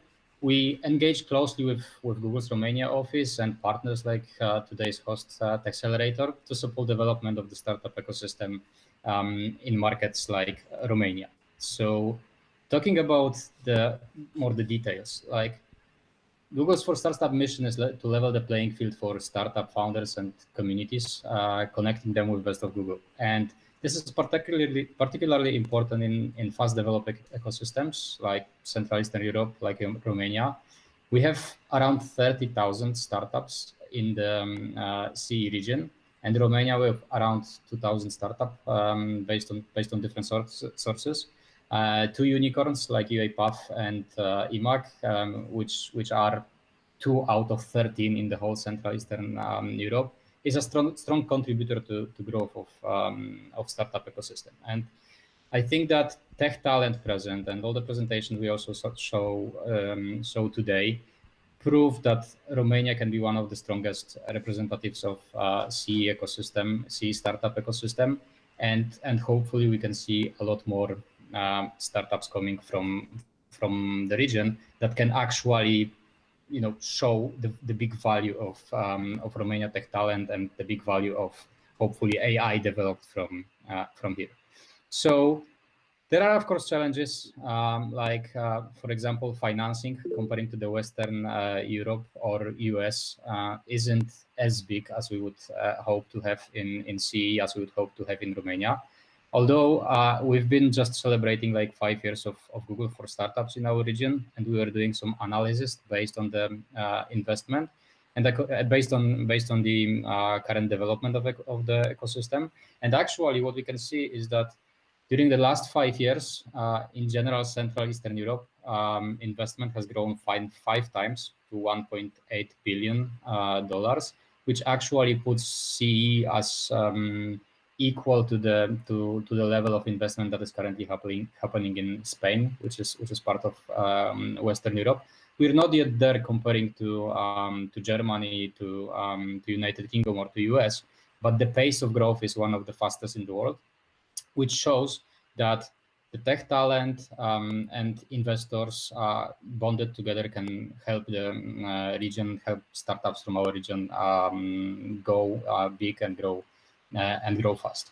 And Google wants to realize its mission by connecting startups with right people, products, and best practices. And actually, these elements of technology, getting to interest from investors and getting mentors to startups are the elements that that we want to strive for and that we want to help in the region. So what does actually happen in C from the point of view of Google for Startups? So first of all, I said we don't have a physical space in Romania, but Techcelerator, being our partner, plays an amazing role here. Also, Step Forward, who focuses more on diversity focused startups, is also a great example of our engagement. And all in all around the world, there are like 75 partners that Google for Startups engages with in 64 cities. So we are not maybe physically present in every country, but we hope that through our partnerships with partners like Techcelerator, we can help grow the ecosystem. Same with local Google offices. We work closely to monitor and find the interesting startups and engage them in the programs and initiatives that we're doing across CE, across Europe, and globally. So if we talk about initiatives, like one of the main elements of our offering is actually Google for Startups community, which throughout the last 5 years has grown to almost 7.5 thousand members, which means 1,800 startups, and 600 of these startups are from Central Eastern Europe, 1,200 are from Poland itself. But we highly recommend everyone that has a startup, everyone that is working for startups, to join the community, because this is a vibrant, growing group of startups, but also that then you get access to most of the offerings that Google for Startups has. And even with the startups in the community, like 43,000 jobs were created by startups in Google for Startups community, showing how much growing this the startups participating are. If we go to another elements of the things, and we talk a lot about AI today, I think one of the main elements also for the ones that not yet work on AI or don't work on cloud itself or don't know so much on Google products is a startup school that we're offering for startups across the whole Europe. And it's composed out of several modules available for everyone to access for free. It's learnings on cloud, it's learnings on ads, it's learning on analytics, and everything basically that you could need from Google in terms of getting to know what product Google offers, how to use them, how to build on them, how to develop them. This is an entry-level program or initiative that is regularly happening every week. And just to gain access to this, it's simply to sign up for Google for Startups membership. You will be getting updates on what's happening in terms of the upcoming courses. It's easy to gain basic knowledge on the things that Google offers, both on product and technology. If we go to next element, and I think this is the closest towards AI topics, we are also running accelerators. There's been an accelerator we started last year in offline form in Warsaw for C startups that was focusing highly on gaming and game development. Now, as the COVID pandemic started, we started another accelerator, which is Accelerator Europe. And actually, we have a big representation in this accelerator of startups from Central Eastern Europe, because out of 9 startups, we have 6 startups from Central Eastern Europe, which shows that basically we have a huge potential in the region. And it shows that we have a very developing group of startups in Romania, in Hungary, in Poland, in the markets that actually contribute to the technology side of the region. If we go to next accessible thing, it's helping on growing your business, which means we're leading in many countries, and hopefully next year in Romania, a concept which is called Growth Academies, where we help startups to scale their business. Here you can see an example from Ukraine and Belarus, where we focus on startup building their business with apps.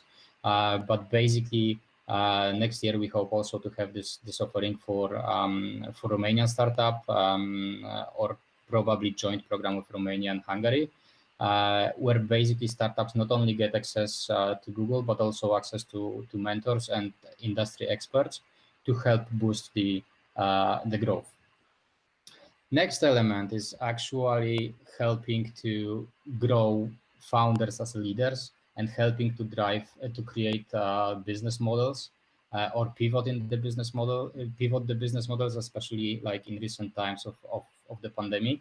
We are doing a lot of initiatives focused on founders themselves, because even if you work for different business lines, or if you work for different verticals, actually founders often struggle with the same challenges in hiring, PRs, KPIs, and all the elements that can actually be a blocker, or if you tackle them properly, be a great way to grow your business. On the business model mastering side, for example, we recently had startups also from Central Eastern Europe. There was no Romanian startup in this group, but we hope for the next editions coming next year, there's also going to be startups from Romania. And this is a entry-level courses where basically we help startups to either pivot or find a business model, provided they have already a working product. And I think last but not least, there's a ton of information from Google, and as said, despite not having a physical presence, we are working closely with Google Romania. We are working closely with our partners like Techcelerator. So there's a lot of opportunities to get connected to Google, to help to join the acceleration, to join the Growth Academy, Startup School, and any initiative you're doing.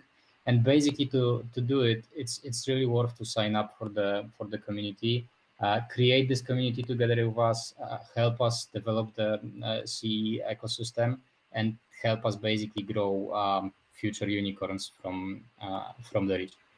There's been a very short, update on the Google for Startups side. So happy to answer any questions you might have. Maybe not on the AI topics, because basically I'm not an expert in AI, but happy to talk more about our operations in Central Eastern Europe, our support to Romania, and any questions you might have on Google for Startups. Thank you so much, Michał, for your presentation and for the insights on Google for Startups. We have received indeed questions for you, so I would like to start with the first one, saying that how could you compare CE with other regions in terms of the startup ecosystem and investments? How would I compare?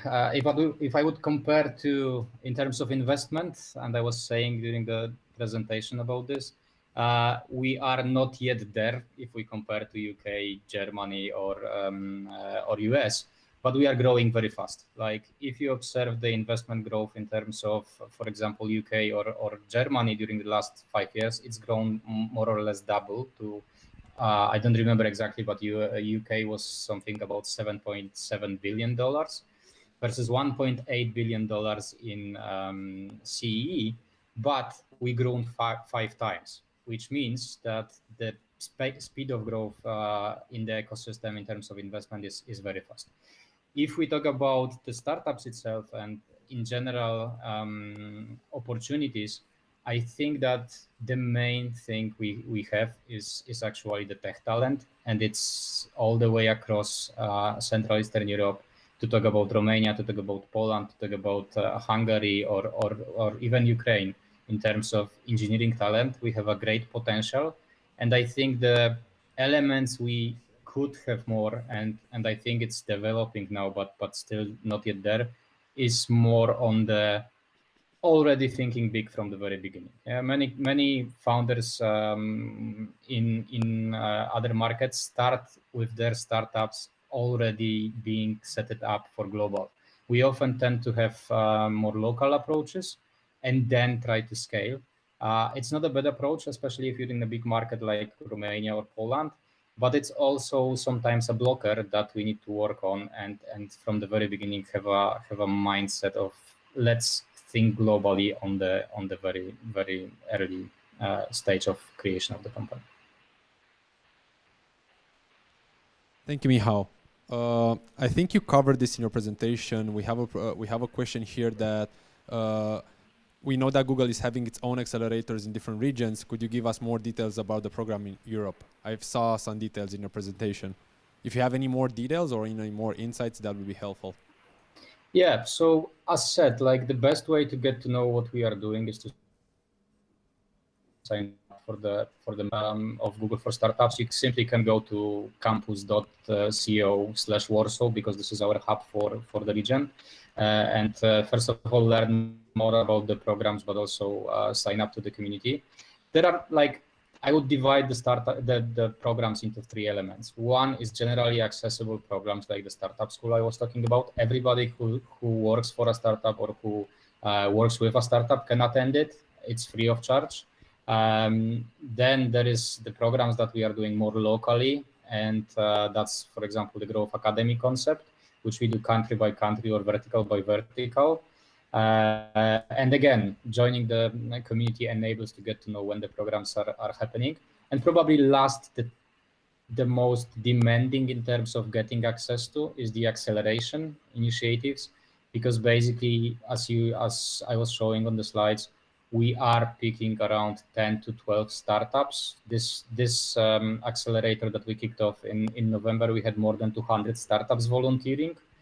We've picked up actually 9 startups because we wanted to make sure that they will be a very similar cohort in terms of the topics they are working on, but also in similar in terms of challenges.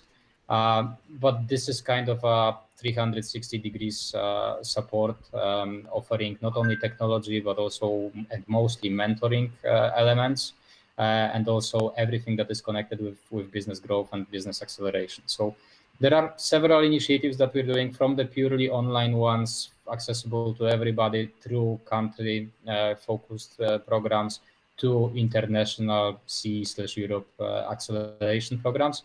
So on every stage you can find, I hope, elements that suit you. And there are, of course, programs, initiatives by our partners like today's Techcelerator. So I think that if you're on a specific stage, it's worth to check what's happening, and it's worth to see what's on the Google for Startups community, what's happening, and look for a program and sign up for it. Thank you, Michał. And as we know, there are several differences between early stage startups and startups that are more mature. For example, we received another question in the feed asking you, what are the main advantages, in your opinion, that early stage startups are having in CE region? I think there are a couple of elements. So I think it was also mentioned in one of the panels. So first of all, access to tech talent and cost of tech talent, comparing the Western Europe or comparing the US or other markets. I think this is an amazing advantage that we're having, that there is a lot more tech talent. And I remember my visit to Bucharest at the beginning of this year, which was actually one of my last business travels. When we visited Bucharest, and we discussed with Dan and Techcelerator representatives that there is an amazing amount of tech talent, and Bucharest and Romania is great in terms of doing a lot of outsourcing services or production, software production services for many companies. So I think using this potential to build your own startups, to build and develop your own companies is an amazing opportunity for Romania, but also for the whole Central Eastern Europe.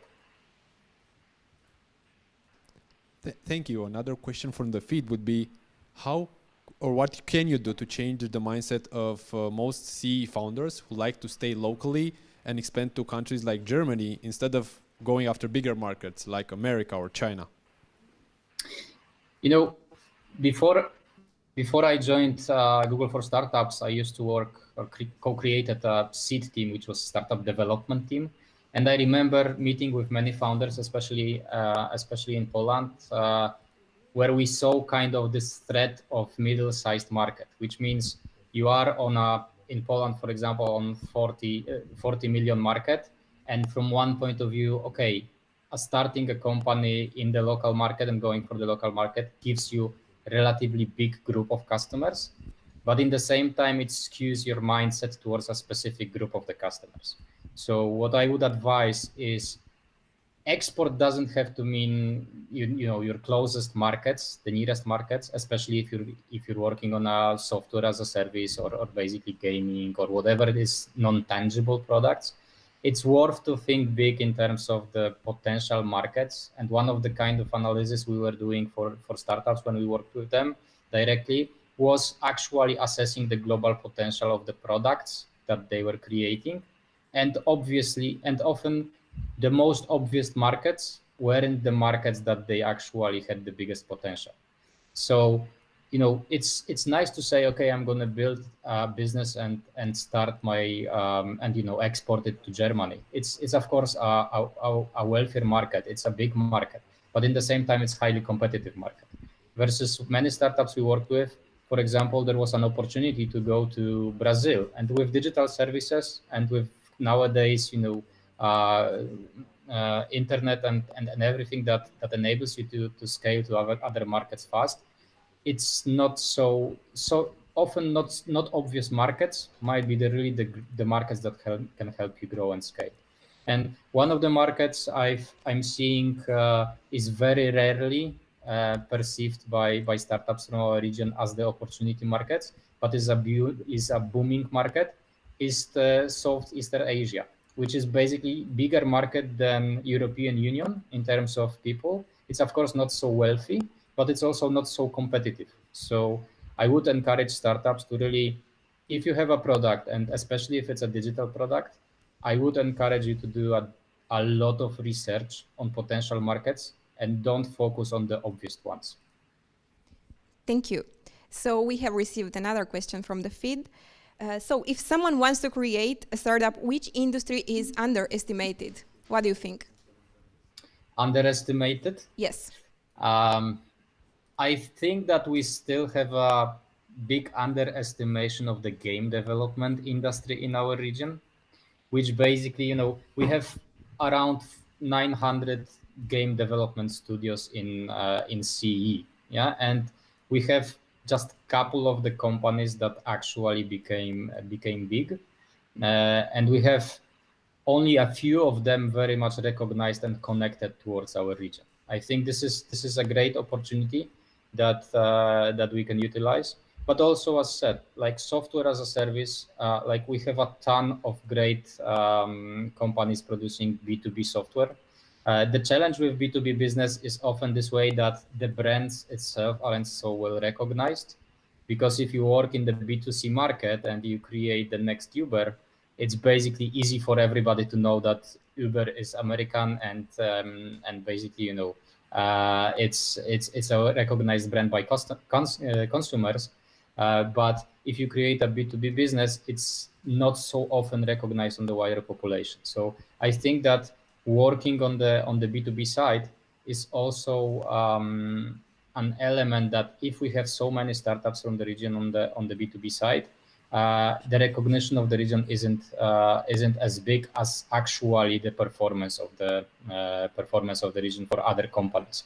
So I would encourage you also to think about B2C businesses, which give you a lot of more also recognition in terms of countries, in terms of users and consumers. And I would hope that in the coming years we will see more and more B2C startups becoming big, hopefully unicorns from the region. Although I wouldn't overestimate the word unicorn. I would say even if we have a big group of middle-sized startup coming from CE and a big group I'm saying in tens or hundreds, that's also a great promotion for the region. Thank you for your answer, and personal curiosity of mine, sort of to say, and the last question would be, I'm very interested in your thoughts here. How can we get more unicorns from the CE? I mean, how can we get more UiPaths? I think there's probably a couple of elements for this. One is there is more and more investors interested in the region, so this is actually happening. And I'm not talking only about investors from Western Europe. I'm talking also about investors from Israel. Personally, I had a lot of meetings before the pandemic with many investors interested in CE and interested in our market. So that's one element. We were also doing the so-called VC summits before the pandemic offline. Now doing it online. Where basically last year on the offline summit in Warsaw, we were showing Central Eastern Europe region as the great opportunity to invest. We had in one room investment capital of around 8 billion. Now we did the VC summit in April this year fully online, and the amount of investment capital was $160 billion. So this shows like the growing interest in our region. So I think we have a great tech talent. I think we need to market ourselves better and make sure that we think globally. And once this is happening, there is a big interest of many investors for new startups, for decently valuated startup, for good value for money. And I think CE has a great potential to present this great value for money, and hopefully the valuations will be growing, and hopefully the amount of investment capital will be bigger. And that should lead to potentially more unicorns than 13 from our region in the coming years. Thank you, Michał.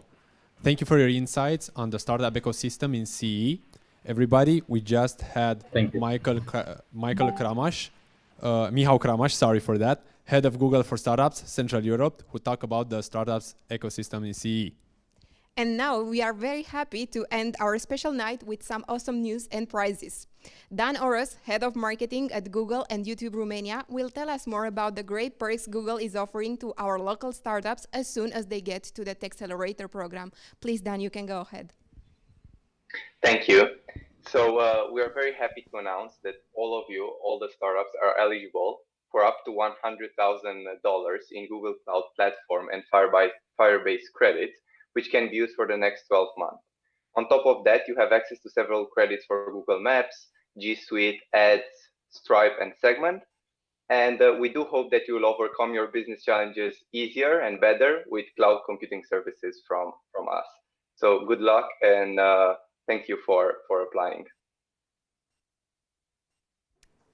Thank you, Dan. So continuing with the great news and the nice prizes, we have, in fact, an investment. So we are glad to invite to join us Mălin Ștefănescu, President Tech Angels. Mălin, good evening again. Let us know the good news. Yes, several people from Tech Angels decided to invest in RepsMate, and I'm happy to announce this here. We believe RepsMate is a startup with a true global potential. They combine new technologies and offer practical and actionable insights to company representatives. They are mixing their deep learning with thousands of hours of recorded customer calls, as well as psychological profiling of customers based on online public information.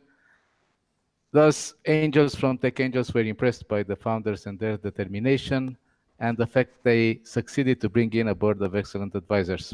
I'm sure they're going to make it. Good luck. Thank you so much, Mălin. We have a lot more, actually, and again, an investment, this time for a highly important industry. We have with us Alexandru Popescu, partner at Cleverage Venture Capital. Alexandru, please tell us more about the prize. Good evening, hello, and thank you for inviting me here. It was a really pleasant night, hearing a lot of great ideas. And indeed, our secret was a little bit revealed in the presentation. We as Cleverage, a group of investors keen on bringing value on startups in healthcare and only healthcare, decided to invest 50,000 euros in Medinav. It's a project that I liked from the time when I met. I think addresses a huge of the market, of the medical market. I think the team is really strong and really keen on bringing this product not only on Romanian market but also on European market. And you might have seen already we decided to join their management team in order to support the growth and to bring them where they deserve. So thank you so much, and really happy to announce this. Thank you.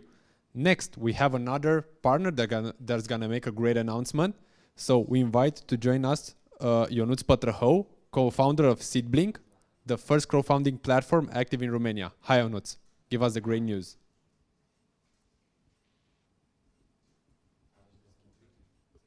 You're on mute. Can you open your mic? Ionuț? We can hear you. No?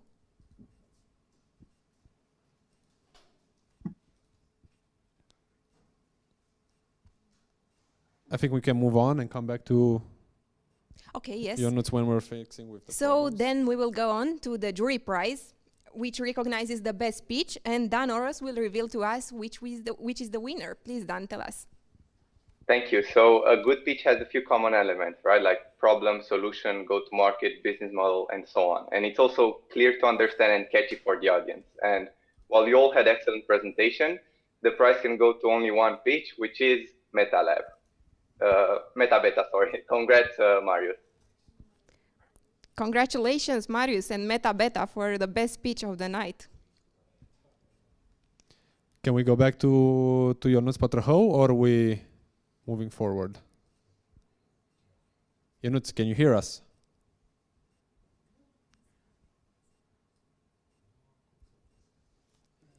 If not, we're moving on, and we have another important prize to tell,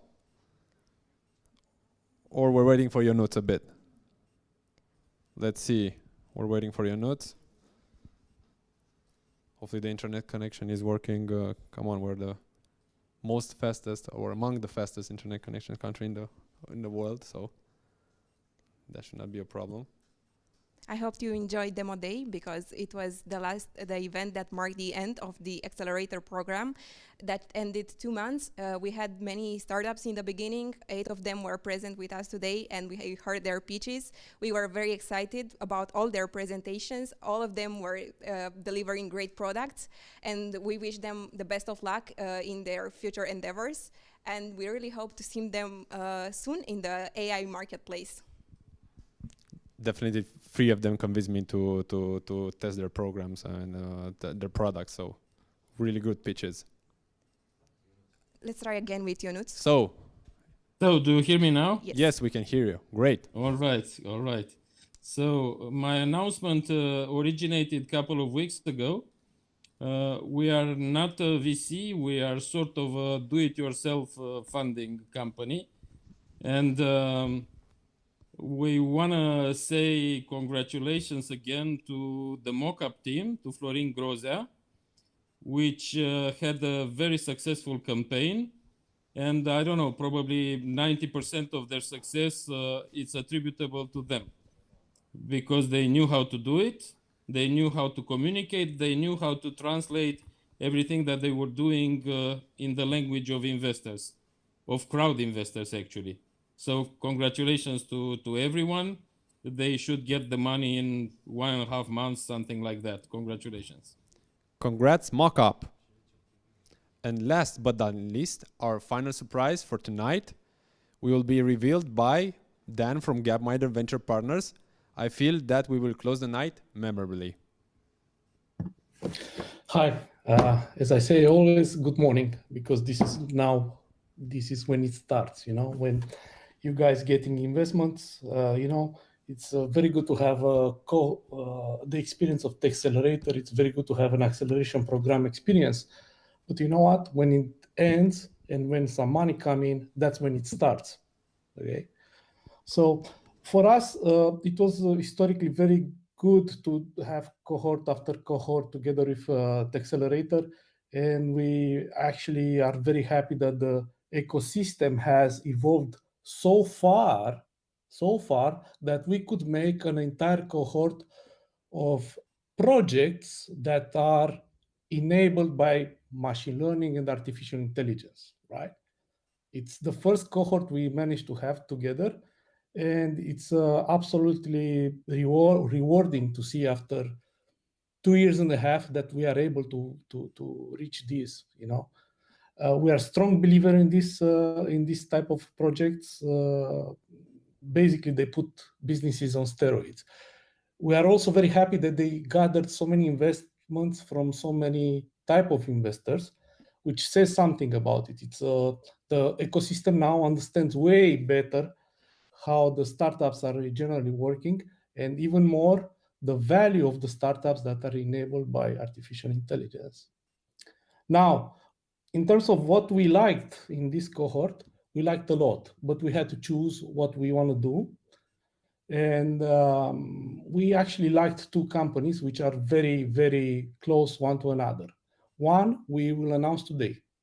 The second one, it's a runner-up that we will announce actually very, very soon. Yeah. And maybe in the press release related to this event, we might include it. Now, that being said, the winner that we are able to announce now, it's MeetGeek, and for this we plan to invest 100,000 euro, and we will discuss the detail directly with the team. So congratulations to MeetGeek, and actually congratulations to all the startups that participated into this cohort and succeeded to raise money, and now it starts. Congrats. So indeed, congratulations, MeetGeek. Indeed, congratulations, all the startups that were here tonight. It's been an incredible journey for the past 2 months, for the mentors, for the startups, for the founders, for the partners, and we are very glad that you succeeded. It's been awesome to be together, and we want to thank you all for making this acceleration program possible. A big thank you goes to the Techcelerator team, and a big thank you goes to all of you for being with us tonight. Thank you and good night.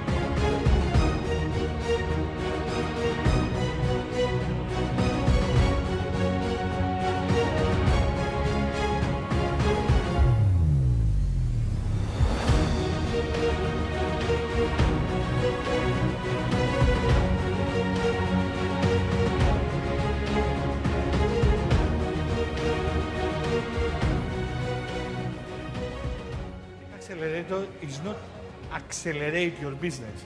It changes you so you can accelerate the business.